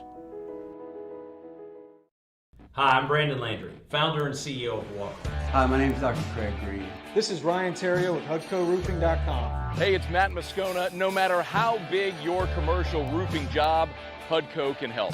My patients come to me because they trust that I can get the job done at a high level. Ryan Terrio and Richard Tilley have the same level of trust when it comes to roofing. If you have a roofing issue, call HUDCO Roofing. Give us a call, 364-1007, and we'll come to your house and give you a free inspection.